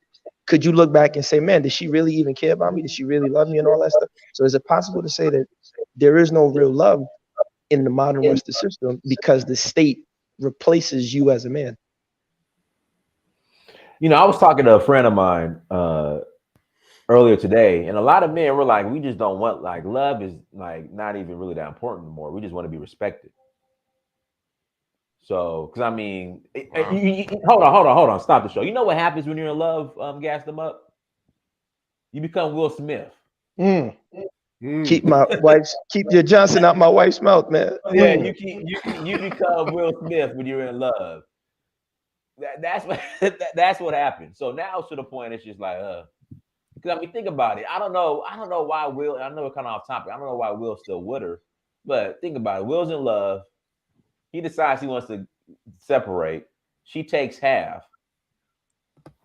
I mean, there's a saying that's called. They're saying in marriage was called. Oh, sorry, Mr. Peter. But there's a saying, like, for married, there is divorced men that said, "It's cheaper to keep her," and that's very true. But I want to add, what Sim Police was talking about why the sexual attraction to Boogies and Ray was. I want to add to what he was saying. Please do. He has some very good analysis. But I want to add to that. The thing is, I noticed. I even read Shiraz Ali's book, The Understanding of the Black Woman, and one thing she was very clear on, like, the origin of this sexual attraction to these kind of men in particular is not because out of love or anything. The thing is, it's out of desperation for a parental male figure that they lacked in their lives. Because a lot of these women who are, because once you notice, and she points out, a lot of the women that are sexually attracted to these type of men are one that come from dysfunctional households. Like, I was literally raised, and I'm in California. I was raised around mostly traditional cultures. And we see the more family structure that's stable, the more decent the daughter normally will want the husband. She wants a man just like her father, loving, respectable, and everything. But I notice, especially in our community, the more the dysfunctional of the family, like a single mom or a single dad, the more they get dysfunctional partners. I'm not saying all of them, but it's a good amount of them. And since our community does not promote any form of psychotherapy or any form of African healing to help heal the process, before we get to this route, this would start creating that need for a parental figure. And thanks to our community promotes this ratchet hood rat culture, where we see the black man who is in the hood, who got lots of money, what they call got stacks of money, got the paper. We see that as a false version of a man being a man and provided. He can be in a gang and be dangerous, but the fact that he's getting some persona that he is a man because he got his own money, he got his own car. It's like, so why you like, so even though we like, there's two roles, an ignorant Negro, we call the nigger, will go the jailhouse or the cemetery. But the reason why a lot of ladies, females are sexually attracted to this, one, because a lot of dysfunction now, they're raised by being raised by these mothers. And the second reason is because the way they promote this dysfunctional culture, like you see on everyday TV, a lot of these women, regardless of race, but even in our community, they see them with men who are psychologically, mentally, no damn good. They don't promote that. And women, and this is my psychology, how women are very sociable creatures. They will literally are influenced easier than men because we'll question it. That's when it's so mix the trauma with dysfunctionality and trauma with pretty much media propaganda and marketing of reality TV and everything else. You damn near got a whole new broken generation of women and dysfunctional families. Because no one, because I said they don't push therapy, especially in our community. We don't push therapy. We won't push no African healing. And we don't want to hold no one accountable. So of course it's gonna be, that's why a lot of men in our generation, in the black community particularly, are saying F marriage until I leave the country. I'll leave America, because there's no point healing someone who doesn't want to admit that they got problems, or else want to heal themselves in the long run, want to fix themselves. Black Lion, my grandfather, my father, and my uncles are tall, slender men with good bodies. And there's nothing wrong a woman being attracted to a man who has a good body, because that means that he's healthy, he takes care of himself, he minds himself, I don't. Miss what Miss you're Blackbeard, I'm saying not is talking Miss Blackbeard, I'm not completely- talking about that. I'm talking about the mentality, the hood rat nigga mentality. I'm talking about. I don't care about the bite. That doesn't matter. I'm talking about the No, that does psychological matter sexual because attraction. sexual attraction Like, has why a do you like a lot of the dangerous? reason why people are not sexually attracted Please, is because women that are going for men Look, that are typically older look, and more established, look. they just don't take good care of themselves. No. Please let me finish. Please let me finish. It's not taking care of yourself. It's the fact it's the way you go. Like this. I don't care about your body weight. You can be skinny, fat, whatever. It doesn't matter. I don't care. My problem is it's a sexual. It's attraction to the mentality of the man. You hardly see Chinese women, for example, pick nigga versions of Chinese men. You hardly see Mexican hardly pick nigga versions of a Mexican man. Our community in particular picks the most nigga. We pick the most, especially the women in our community, they pick the nigga versions of decent African American men. Why is that? I don't care about the body type or anything. You like what you like, but my thing is, psychologically speaking, why you like someone who know is not good for you in the long term? Because you can control that person. Yeah, they control them. Exactly. And why you want someone like that? Because of dysfunction and the dysfunction and trauma you had in your own family. And Hold on 1 second. Simply address this real quick, and really Jackie, and then Jackie follow up with this. Men do not know women at all. Therapy will not make a woman like you. Simply. I agree with that, Dynast. I agree with that point. Go ahead, Gabby. No. We don't care. We don't care that you cry. Go cry with your friends. Go cry with your mom. Go cry with your sister. That's not my problem. You are a man. When you come in this house, I expect you to come in like a warrior, ready to go. And now, that's that. It's and I'm sorry how that might sound, and I'm trying not to be very abrasive. No, Black Beauty, we need to hear this. Black Beauty, we need to hear this. We need the truth. Go ahead. Because even here in Lagos, okay, women, they do need support, but there are a lot of women who are working who are married as well. And what I find is that the reason why they submit so much to their men is because their men are like, even my dad is Jamaican, Ayadi. He does not, I've never seen my dad cry one time in my whole life, not one tear, even when his mother passed away about 6 years ago. But Black Beauty, you can't define what masculinity is. I'm sorry to say it. I'm not defining it. Wait, hold on. I agree. I'm not saying that any man should cry. I'm not saying that, but this is what I'm trying to tell you, Black Beauty. This is the fundamental error of modern day systems. You can't tell men what being a man is, because largely everything that women define as masculinity revolves around what services them, what makes them comfortable. I'm sorry if you thought I was defining masculinity. I just told you what gets it going. I just told you that. But that's part of it. You see what I'm trying to explain? I'm not used you to just did. My daddy didn't do that. My uncles didn't do it. I hear that, but listen, we're human beings, whether we have feelings or not, and that's part of the problem. To say men shouldn't have feelings or shouldn't express. Yeah, go ahead. But I'm sorry to cut you off, but like Black Beauty said at the beginning, I don't know if you heard it. You know, men don't understand the nature of a woman, and that's what it is. Like, you're right. No, I understand. No, Dynast, I fully understand, but that's why I'm trying to tell men that y'all need to stop paying attention to them. Like, no disrespect, a lot of the stuff they say makes no sense. Like, they'll come and tell you 1 minute that, you know, you need a man with sensitivity, then they need a soldier. Don't pay attention to these people, man. Listen, hold on, sister, wait. Listen, my message to all Black men here: go work hard, get your money. Like Simply said, take care of yourself, take care of your health, take care of your kids. If she's on board, she's on board. If she's not on board, don't sit down there. It's kind of like Brother Fitzgerald was saying in the last post. What is your purpose? Let's get back to our purpose, man. If she can't run with us, screw her, man. If she talking about, oh, you crying and all, you don't define. I'm not talking about you, Black Beauty, but stop letting these people define and give us these templates to follow, this big piece of chicken mentality. And then you do that, and then you end up where you at work breaking your neck, and she's over there with Simpolice, and Simpolice is knocking the Kunta Kunta, the Kinta Kunta loose. You know what I'm saying? Knocking that box off the hedges, bro. Man, we're not running for that game no more. That's an old game. That's the old sucker game. That's why I told anybody, read that book, The Manipulated Man by Esther Villar, and read The Anatomy of Female Power by Chinwezu. Read those 2 books. You'll understand the game. See, the thing about it is that our Black women leverage the system. When we get based down to its lowest common denominator, the Black women leverage the system. The system is in place for all races. You get what I'm saying? But when you go to child support court, and no matter what city, I don't give a damn if the population is 90% white. you going child support court, it's still more black people in that than white people. So when we're talking about child support, it's two levels of child support, Dinus. It's child support and it's child support enforcement. You get what I'm saying? You do not have to enforce it to the point to, just like I was saying earlier, if it ever got to the point that they was talking about, we got to suspend your baby mama's license, we got to lock her up, I wouldn't want to see that happen, because my son might be riding in the car with his mom. Her family might be riding in the car with her. I would not want to see her pulled over and get thrown in jail. But that's how the men sees things. That's not how the black woman sees it, because she has a state.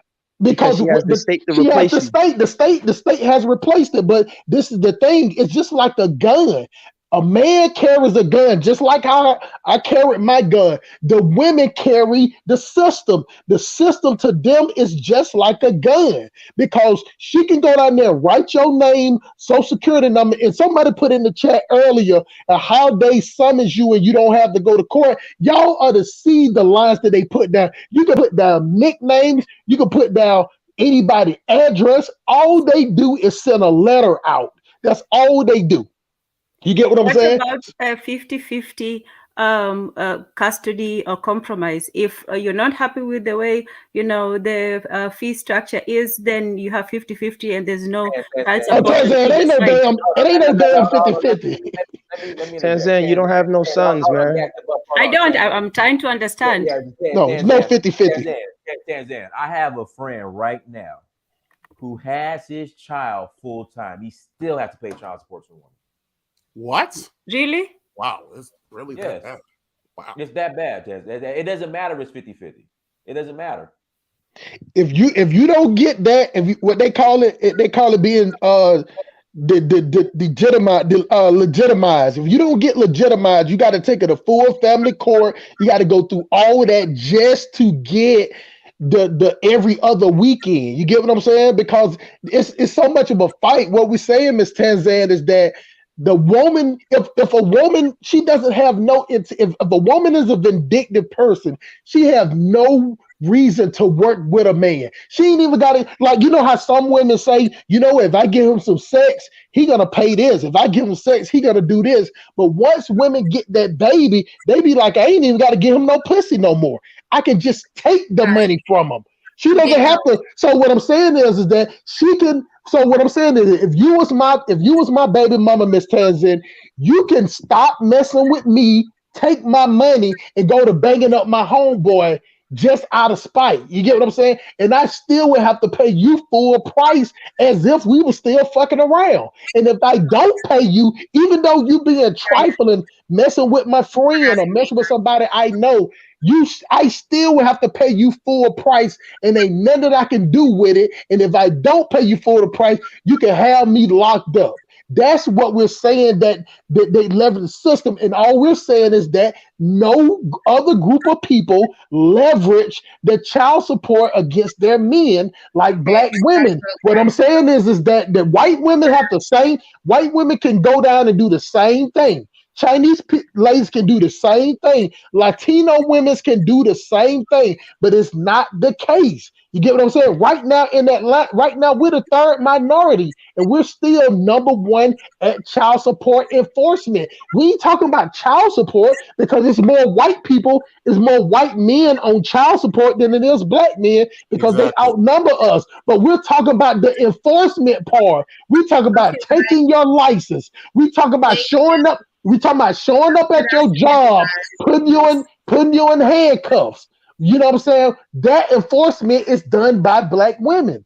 That's all that I'm saying. I'm not saying that white women are not putting their men on child support. They're not enforcing it because it's still an enforcement part of child support. And that's the part that other race of people don't want to see happen. They don't want to see their dads go to jail. But black women are the type of people that will have you locked up and call the mama house and be like, yeah, I had you locked up. Then they'll tell the son, yeah, I had your dad locked up. He didn't pay me my money. He out there with another chick. He deserved to be in jail. we're the only group of people that think somebody should be in jail because they're not given a certain amount of money. Now, see, and if it was in a state like Lagos or whatever, where they don't have a welfare system, that's different. But these women still living high off the hog. They living in condos. They getting free food there. And now, Miss Tazan, the women in the United States, they giving them free computers. Did you know that? Did you know that, Ditus? My cousin got 2 brand new computers, one for her and one for her kids. You get what I'm saying?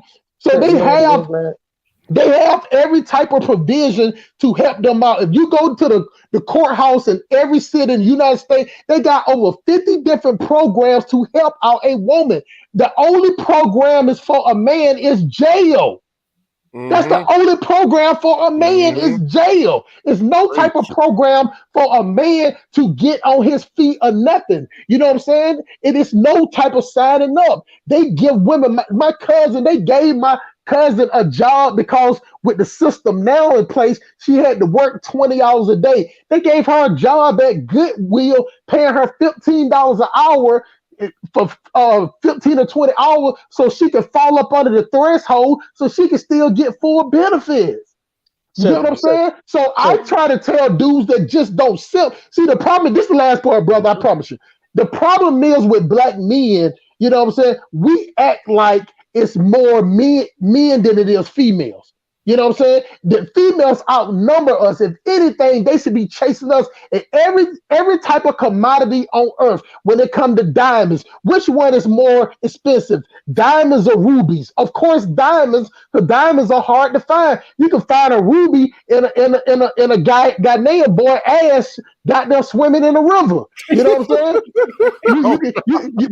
But what I'm saying is a diamond, you got to dig 50 feet down and go in the hole, go up under water, all that to find a diamond. The black men, we are the diamond, but we're treating the women like they're the few. You know what I'm saying? Like a man can go in a club, go to Walmart. It's always more women than it is men. But men will sit around running in a circle like, oh shit, I got to get a female before the next dude get her. It's 5 females to every guy. And in Atlanta, it's 19-1.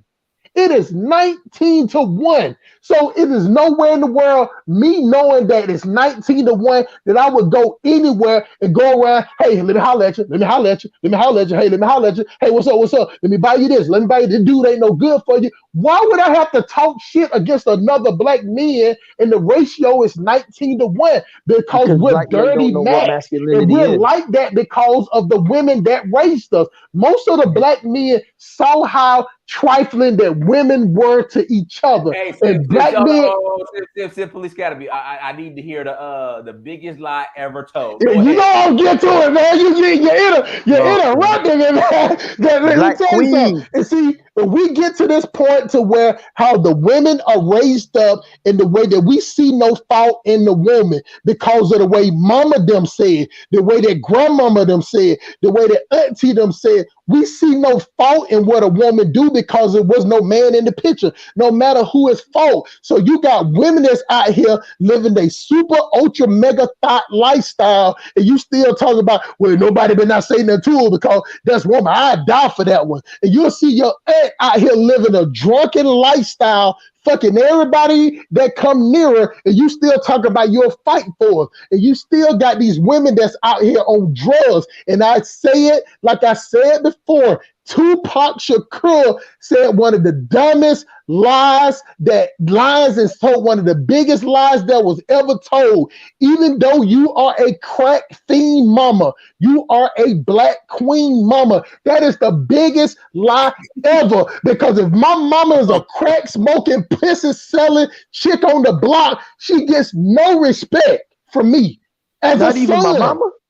We're talking about mama. You get what I'm saying? So it doesn't matter just because she's my mama, that doesn't change the action that she are. So it ain't no way that you calling these females that's a queen that are not behaving in queen behavior. That is hoe behavior. That's prostitution behavior. That's slut behavior. That's conniving behavior. That's vindictive behavior. You get what I'm saying? Black women will pit black men against each other just for some $40 cheap pussy.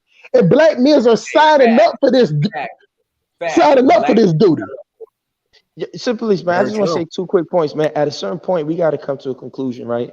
That any woman who sides with the state against you is no longer a part of your community, man. Any woman who sides with the state is no longer your family. She don't got no care for you. If she goes along with the state, if you're doing the right thing and she sides with them against you. And then here's the other part, Simp. Don't you find it interesting that you got to explain this stuff to these people, to these women? They don't care. You just heard the sister say, man, men don't cry. So if I get shot in my leg with a shotgun, I'm not supposed to shed a tear. I'm supposed to just be a man and thug it out. It's silliness. And that's why I say we got to remove masculinity from their grasp. Because everything about masculinity, like you've been saying, they'll get you set up for $40 and all this stuff. We keep falling into this nonsense that masculinity is defined by what makes them happy. No, masculinity is your purpose. I can't tell Simply what makes him be masculine. I can't tell Black Man. I can't tell Dynasty. Your masculinity is defined by you. When a woman tells you what a real man is, you better watch your back and start looking for your wallet. Because anything when a woman tells a man what a man is, you know what I'm saying, is for her benefit. Let me take it a little further. You know, it's equivalent of a man telling a female how good his dick is. Pause. A man cannot tell a woman how good his dick is. A woman got to tell you how good your dick is. It's the equivalent of a woman trying to tell you how good a pussy is. I hear it all the time. I got that Aquafina. I got that wet. A female can't tell you. Because if you might stick your dick in there and it feel like you sticking your dick in Lake Victoria. You know what I'm saying? So it doesn't matter. A female can have a big ass wolf pussy. She can't tell you. But the problem is that men are such simps that they listen to females telling them what it is, and men are going for it. That's why you got all these women that know men that will fight another man for them, that will shoot another man for them, that will kill a man. I ain't got no females that'll fight another female for me. It's Simply. And Gas Them Up brought up the story, and I looked it up. Literally, there was a guy in a store, corner store. I forgot. It was in the Bronx. In the Bronx, got too close to a woman, and he didn't have a mask on. This woman went, got her boyfriend or some guy to come and shoot him. Shot him in the stomach and killed him. Oh my God. In a Dunkin' Donuts. Because he thinks masculinity is beating on another man like Will Smith, stunting on another man. You know what I'm saying? Because we keep thinking masculinity is defined by what they tell us masculinity is. A woman says. Shaka Zulu, exactly. Shaka Zulu would have looked at his wife and said, go get your own Birkin bag. Very true, but my God, it's how they pick and choose. If a woman likes a guy, let's bring me in this out. If a woman like me, I can slang her all over, ride in my room, flip her ass over on the dirty clothes bag, bang her ass up, put her face in the dirty clothes bag, and she'll be sitting up here trying to find out what I want from Kroger to eat later on. But if she don't like the dude, she gonna consider that as assault. He disrespected her, and she gonna get somebody else to go with her. See, the thing about it is, I'm not losing in this game. You know what I'm saying? It's so many black men that are losing in this game because y'all are supersized suckers. Y'all are Buster from Augustus. Y'all will listen to anything a female say and say it's right. See, I'm the real definition of an alpha male. A woman can't do nothing with me but tell me about how it feels to kick out a baby. That's the only thing a woman can tell me about. The only thing she can do is point me in the direction of another female. You know what I'm saying? I don't feel like a female can tell me anything. I don't take advice from females. But a lot of these brothers that are raised up by women, so they have that women way about themselves, they'll sit up there, have 3-4 hour conversation with a female, pillow talking, and all she doing is pumping your ass for information like the CIA. You know what I'm saying? And she would use all that information against you. She would use that information to turn you against your family, to turn you against your friend, or either to fuck your friend, You know what I'm saying? Either way it go, but this is why all these dudes are like this. Like a lot of I say it all the time, a lot of black men act like the bitches that raised them. You get what I'm saying? You can sit up there and see how they interact with the police. Let me tell y'all something. You know, I'm a street nigga to the core. I'm a high value Tyrone. But if the police came to me and say, hey, put your hand behind your back, it's either two choices, Dinus. I can either go to jail with an ass whooping, or I can go to jail without my clothes roughed up. Because if they coming to lock you up, they're gonna lock you up. Black men, all that wave your hands telling them what they ain't gonna do don't help you at all. That means you show up in the salad port with an ass whipping on, your phone lost, your money gone, your wallet gone, and you still sit up there crying and screaming like a female because they don't let black men act like a female. See, they let black women act like a dude. You know what I'm saying? It takes a lot for a police to put his hands on a female. You get what I'm saying? So they'll let a female do that. They won't let a man do none of it. You get to waving your hands, slapping your hands, clapping your hands like females do. Your ass got them in the yoke hole on the ground, talking about you can't breathe, screaming for your mama like George Floyd. You know what I'm saying? I don't want to be a martyr for my kids. I don't want nobody putting my kids up around their neck, walking down the street, talking about my dad hustle smart, changed the world, and I'm dead in the grave. What type of sucker shit is that? You get what I'm saying? I want to be the one that goddamn show my kids the right way. My kids ain't finna get rich off my death until I'm 80 years old. That's dumb nigga shit that we promote in our communities. But it's not only your kids that'll get rich. Al Sharpton gonna get it. All right, bro, all these pimps, these rich niggas reading scriptures, being crunk that sound like he can't even say his ABCs without double talking, without throwing a number in there. You got these pimps riding the number because this is what has been brought up in the black community as the father figure. A fucking rich nigga reading scriptures at church, one of these pimping activists that come around, you know what I'm saying, with their perms in their head, you know what I'm saying, wearing goddamn English leather cologne, looking bougie as fuck. That's why we got the rainbow, that's why we got that punk ass rainbow coalition that need a goddamn big dish. The whole black community needs a dish. You know what I'm saying? Because we act feminine, the whole black race act like feminine, and the black woman is leading the race. That's Ice Cube, by the way. That's Ice Cube, by the way. I caught that. You like that, do you? You like that, do you? You like that, do you, dog? I told you, bro, I'm good at what I do. If brother Dinus, man, if I turn my channel the way that I talk, because I know I got the gift of gab, because that's why I have so many bitches running through here like a running water faucet. You know what I'm saying? I know I got a good talk game. If I turn my talk game to be like old Derek Jackson ass nigga, or one of these niggas that telling females everything they want to hear, my channel would blow up. But I can't play with it like that. It's the same way that I got a lot of pastors. These women are queens. I got a lot of pastors and ministers in my family, and they wanted me to play the role. I can't play the role. It's just some in me that will not play the role for nobody. I'd rather get it out the mud my damn self and have people support me than to get all my money for selling people a dream. And we got plenty of black people to do that, because the funny part in our community, that is more dumb niggas than it is smart niggas. And the smart niggas in our community is considered a lame, and they're considered a fool. He's considered a sucker. He considered a buster. He considered a punk motherfucker. But the thug nigga, hold on, this is the last point. But the thug nigga is the real nigga. He's the trill nigga. He's the one that don't give a fuck. He's the one that wish a nigga would, because we are dumb as fuck. You hate black women, Sim Police.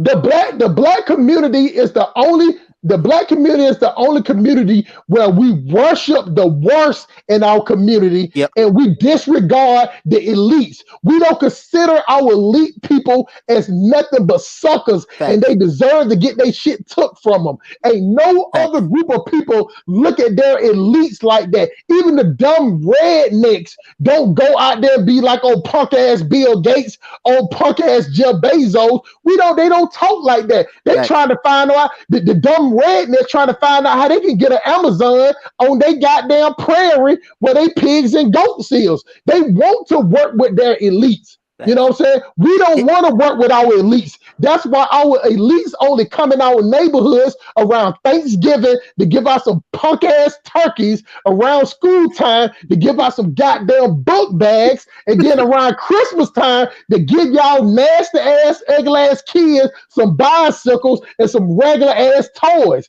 Then they get the fuck on because they stay around y'all. Y'all will be sitting there trying to find out where they live at so you can take something from them. You ain't going to there and be like, hey, black brother, open up a business in this neighborhood. I'll be the foreman. I got a group of people. We'll run this business. Your money is guaranteed, brother. We gonna make this money for you to help us take care of ourselves. All we sit up here talking about what a nigga supposed to give to us. And that's why we talk about with the reparation, what somebody supposed to give to us. You know what I'm saying? We don't want to work for nothing. We just slide.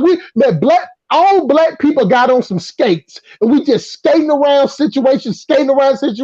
We dancing around the situation, and we laughing at everything. We think everything funny. We think every situation is a give us an opportunity to shake our stinking ass. And we've been doing it, and we ain't no different from the people in Africa. Because you can look at Dinah's videos and go into the little community of both Sierra Leone. You got people out there shaking their ass barefooted on dirt roads. It ain't nothing special about shaking your stinking ass, black people, but we think that that's some type of claim of fame. You know what I'm saying? That's been going on for the other. We got to work together. Now, we don't work together, nothing will change. Y'all can romanticize about the black race if you want to, but if you put black people as a business down on paper, you would not want to invest your money in black people. I yield the mic. We allow the worst of our men to infiltrate our society. Hold on 1 second. Jay Fulton, go ahead, Jay Fulton.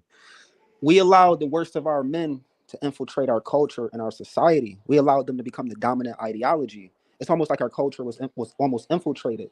I think, like, and again, to go back on why women love Pookie and Ray Rays, you gotta look back into history. I mean, going back almost the dawn of 99, 98. 2000. It's been going on for a while. Our men at the dominant, when I say dominant ideology, I mean rap, hip hop, whatever. Anybody that's on top. I just want to. 1 second. Simply. I'm sorry. I just got to ask Simply a question real quick. Simply. I'm here, brother. Question. Your ex, the mother of your children, what were their background? My son's baby mama, she worked for the FAA up there. While she was right behind the White House, she went to what's the college? Okay, let me interject. Is she college educated? She college educated. Okay. So women in the chat room that keep saying he's dating women on the bottom. He's dating the women that we were told to date. College educated, degreed. Professional. So I'm just trying to figure out, where is this coming from? Because I'm not talking. Because I'm not telling them what they want to hear, Dinah. That's all that it is. If I was telling women what they want to hear, then they would be on my side. This is what happened when I first came onto the scene. I had so many women against me, but when women start sitting down, chewing up the meat and spitting out the bones, they'll be like, okay, I don't like Hustle Smart tone, but I understand why he talks the way he talks, because something got to change, Dinah.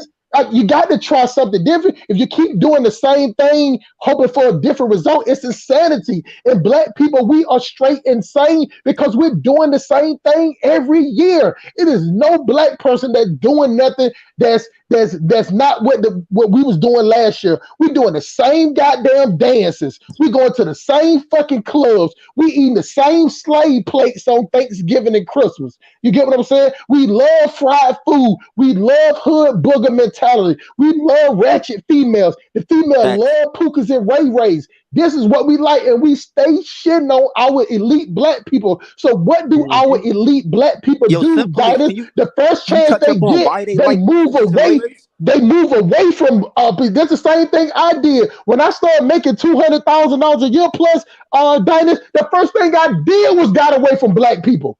The first thing I did, and it's sad to say that since I moved away from black people, I ain't had my house broken into yet. I ain't heard no gunshots yet. I don't hear no sirens yet. It ain't nobody standing on the corner. It ain't nobody hanging out at the gas station.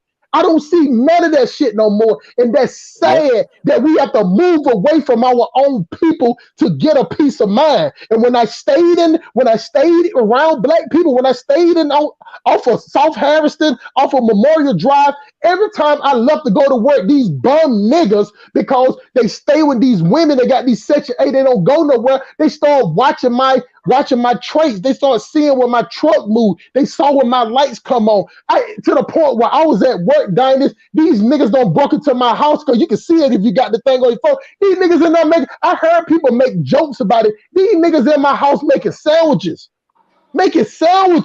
stealing my shit. You know what I'm saying? But as soon as I say I moved, I'm a sellout because I moved. But now that I moved away, I don't have to deal with people breaking into my shit. Okay. And that's the sad part. Jay Fulton, go ahead, Jay Fulton. I mean, y'all, you know what? I don't want to go backwards. I'm gonna touch up on what he said about my personal thing with that. We say because I'm in the same situation where I moved away. I saw all of that. I paid attention to the same things that you're saying. I don't know. My personal opinion on it is like I feel like it's a man problem. It's not really about women. It's us. We got to be able to control our men. We got to be able to talk to dudes. We can't act like we scared of these dudes, Pookie and Ray Ray, whatever y'all talking about. We got to be able to control shit. When white dudes, whoever, Chinese, when they saw culture starting to get infiltrated by the worst of they men, they immediately got down on that shit. You got civil wars. These people will start civil wars if they start to see the bottom of their civilization coming up over them. As black men, we just sat there and allowed it. While these dudes was walking around talking about, I need a project chick, I need a hood rat chick, one that don't give a heck if Chase, he took that. We allowed it. We listened to it. When we pulled up to these women crib, we blasting that shit. We blasting these dudes. They don't know what to think. They see us listening to Rick Ross and Jeezy or whoever it is, NBA Youngboy, and they take heed to that. That's us. We can't allow the worst of our culture to infiltrate us. We allowed these dudes to infiltrate us. When we was marching and wearing suits and doing shit, those women was following right behind us. They wanted a dude that wore suits. When we switched the program, they said, I bet we're going to take that. At first, they kind of, these dudes is bums. If you pay close attention, they didn't really like, dudes like that until we forced them. Generations, our daughters, we had, men. Did we switch? Did when you say we? When you say we, are you talking about Nixon? Are you talking about the black exploitation? Because we didn't create that. It's Lyndon B. Johnson.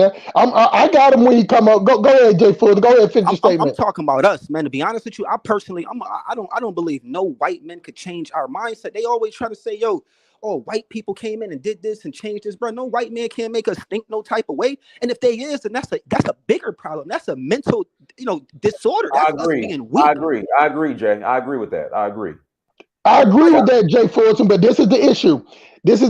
That, like, I agree. This is what I try to tell you about. I promote on my channel where I tell you that two things can be right at the same time. It is the men. You get what I'm saying? But hold on, let me finish. But you cannot excuse the women because you're right. Some men did promote that. Like I'm born in the 70s, and I'm telling you, the men of my generation, all they wanted to do would be pimps. You know what I'm saying? All they want to be is pimps and thug niggas and gangster niggas and drug niggas. That's all they wanted to be. But this is what it was. Now, but when you talk about that, what white man can't do, no, you're right. No white man can't do it, but the system can. See, this is where Lyndon B. Johnson came in the game at. You get what I'm saying? Because he said that he brought it to black women and said, you know what? If y'all women want to get an apartment by yourself, and y'all don't have to pay but $5 to $7 a month, but only one condition.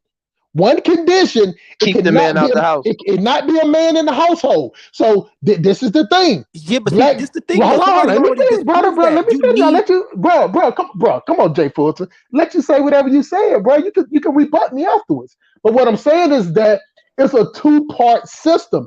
The women had the government put out the bait, but the women willingly took the bait. Now, when you say this, so I'm a fair guy. So you got this is the trifecta. You got the government put out the bait. You got the women taking the bait. You had the men that's frustrated.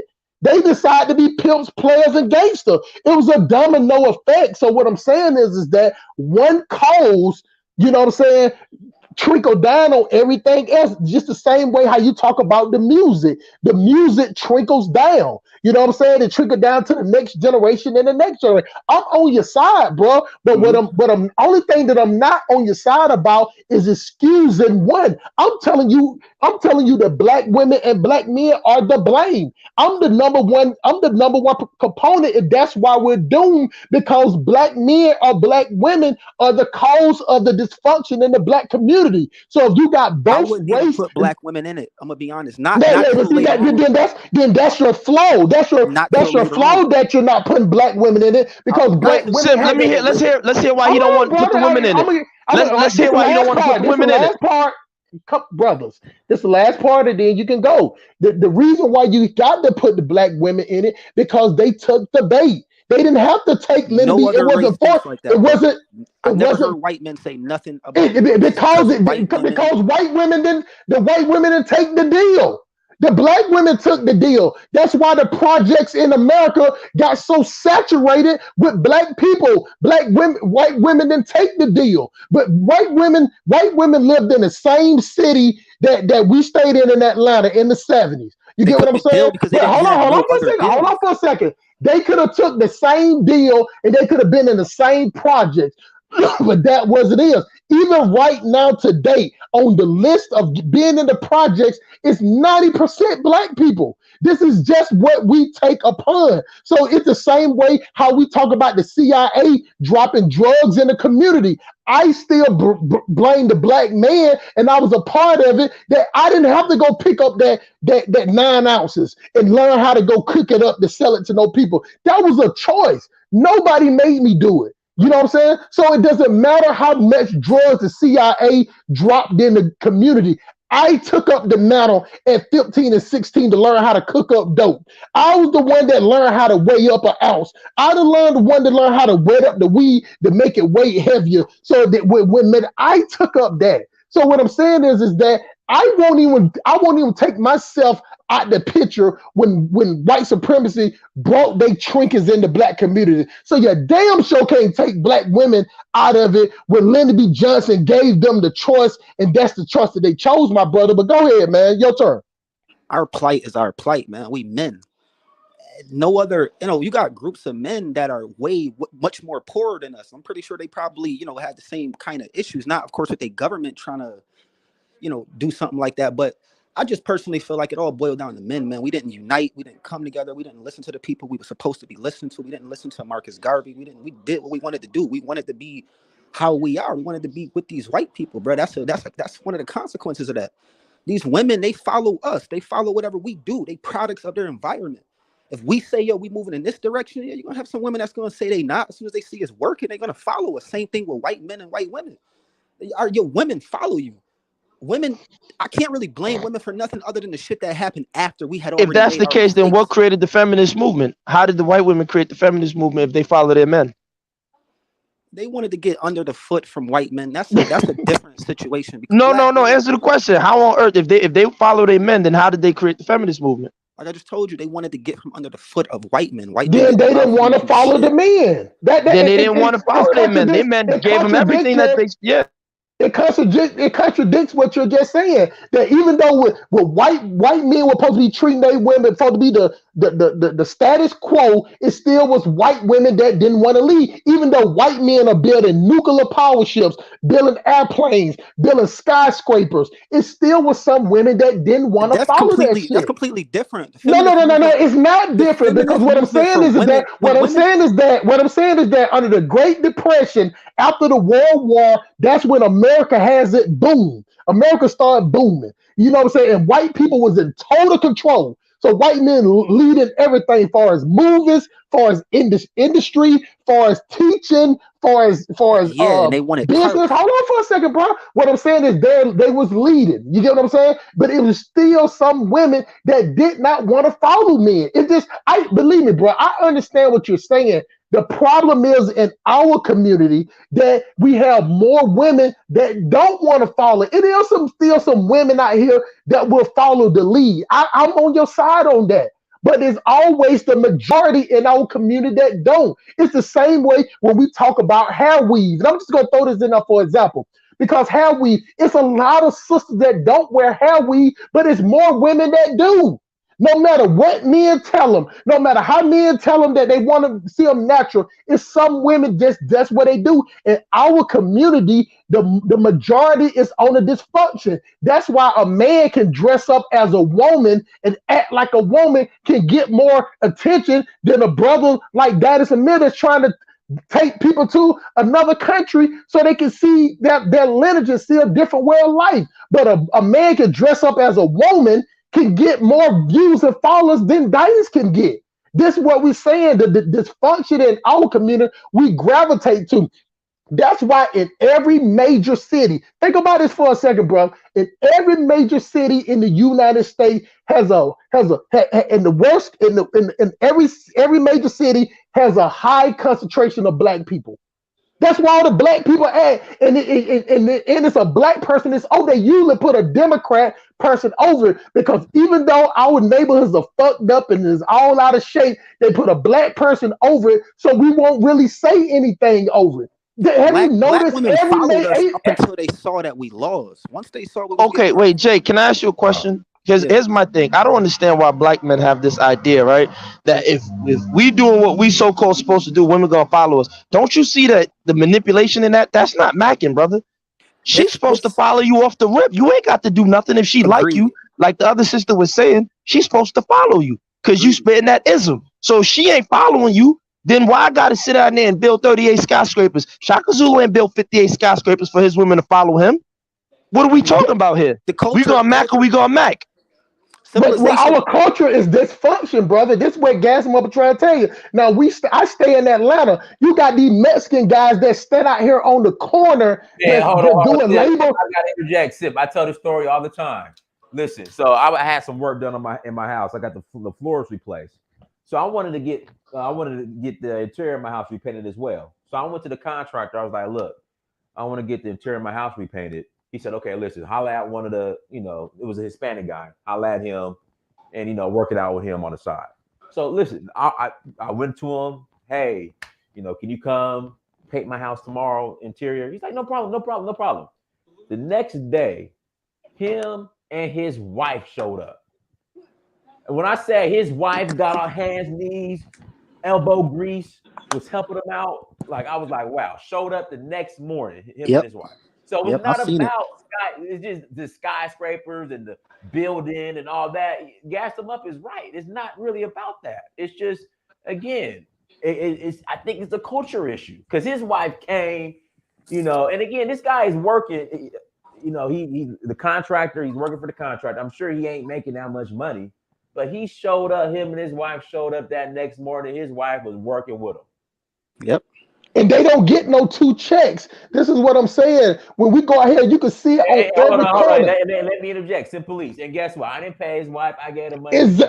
Exactly. That's what I'm saying. And this is what the part where Ice Cube was so embarrassing, that you have black women are separate. Brother Jay Fulton, if you don't see that black women are trying to separate themselves as black men, trying to be their own entity, it's nothing that I can tell you. Because bro, you can't see how bad the circumstances is for us. But it doesn't matter. Hold on, bro. I'm gonna let you go. I'm gonna let you go. But what I'm saying is that doesn't matter. It doesn't matter. Jay, Jay, you got to let me finish my point. I just asked you a question, but when I finish, you can rebut it. You can rebut it. But what I'm saying is, it doesn't matter what the situation is. What I'm saying is that these Mexican men and women are out here on the corner. How bad can it be when you're on the corner waiting for anybody to pull up with a job, and you jumping in the car with somebody? You don't know who they are. You don't know these people gonna stiff you or not. And these men and women are still right there by their side, no complaints, whatever, as long as they out there working, because these type of women does not have this westernized, say Gucci, Louis, Prada type of Mexican women about to start divesting.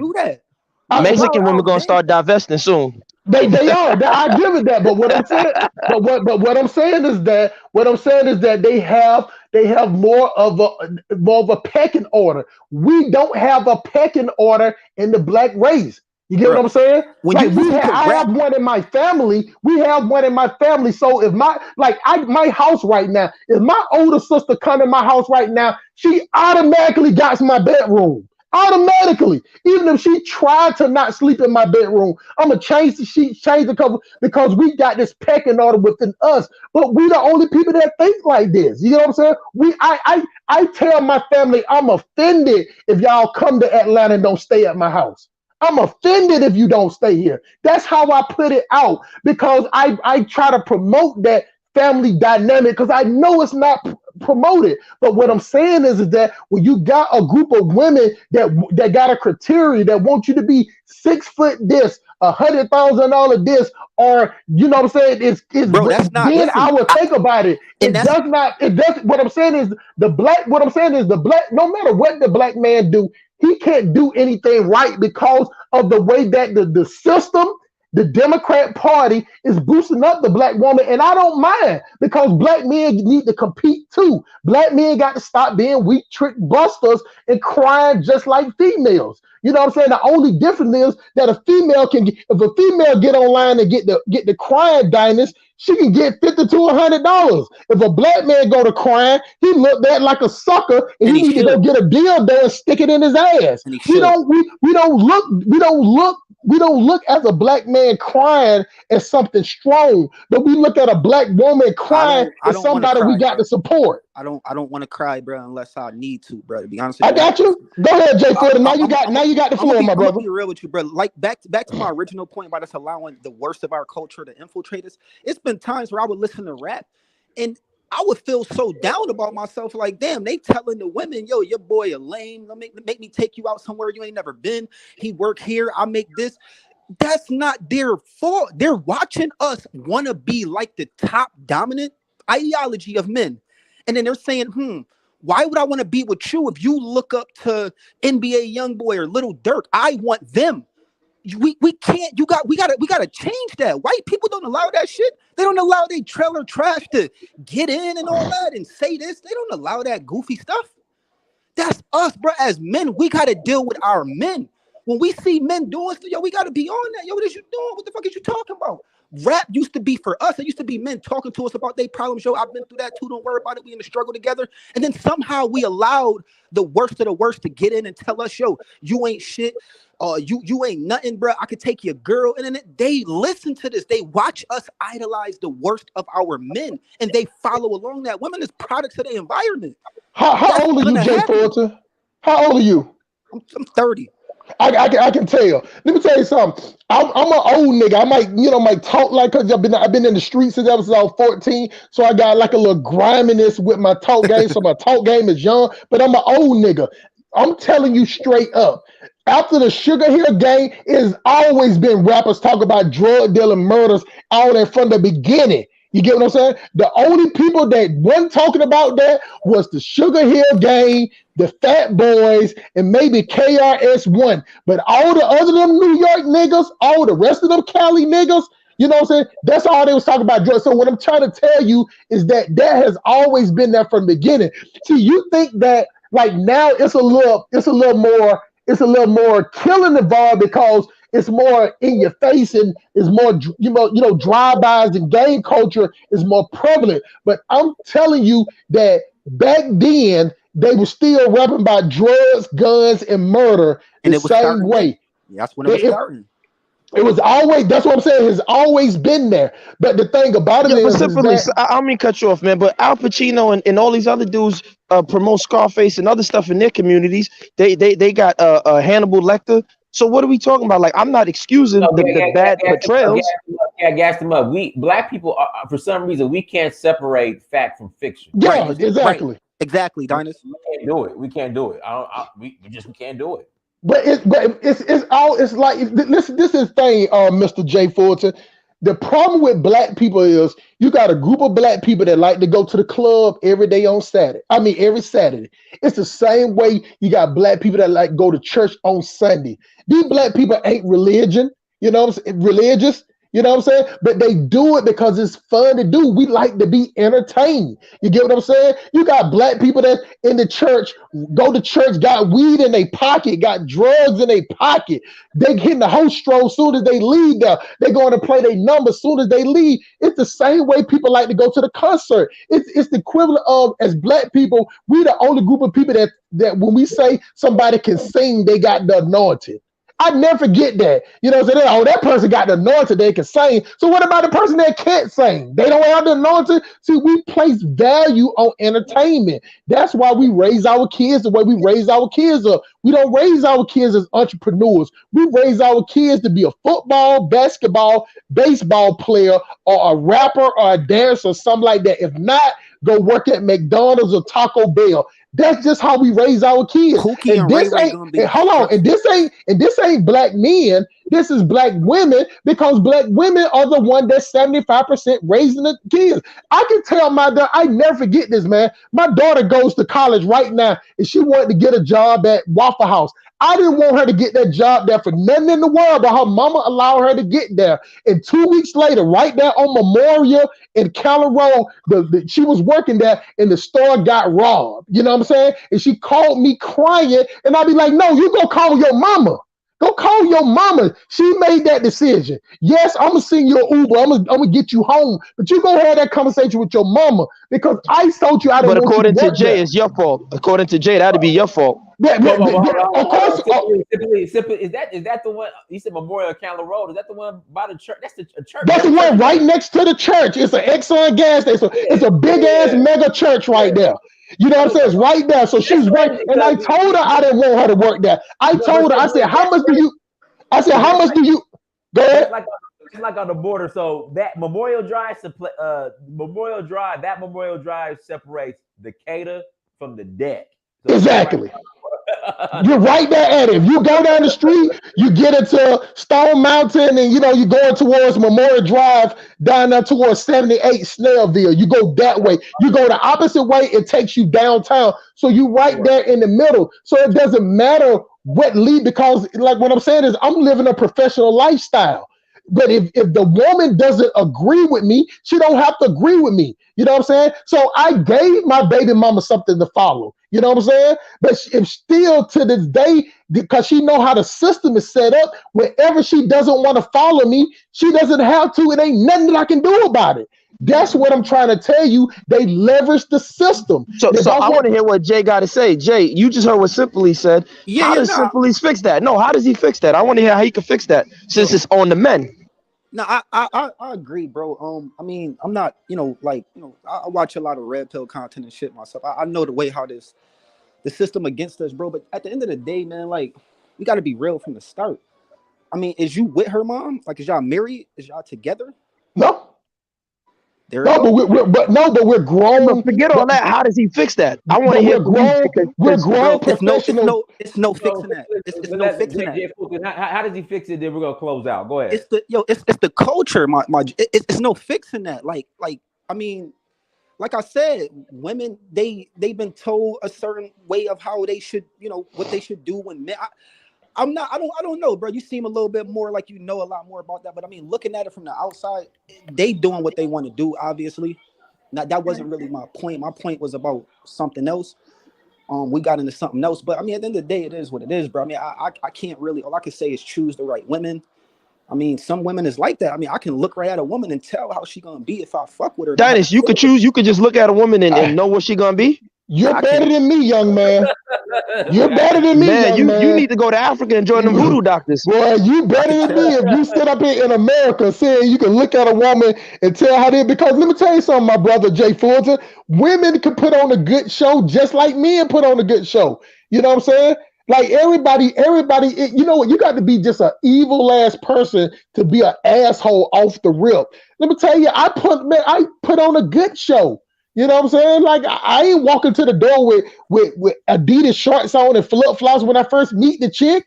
I'm showing up. I'm dressed up. You know what I'm saying? Smelling good, house cleaned up. But after I get through banging the chick a few times, I make sure the house dirty when she come over Diners, because then she need to get to work. You know what I'm saying? She need to get to work. And because I'm going to handle females accordingly, because at the end of the day, Jay Fulton, it's more women than it is men. So just like how you was getting to, you asked me, was I married to her?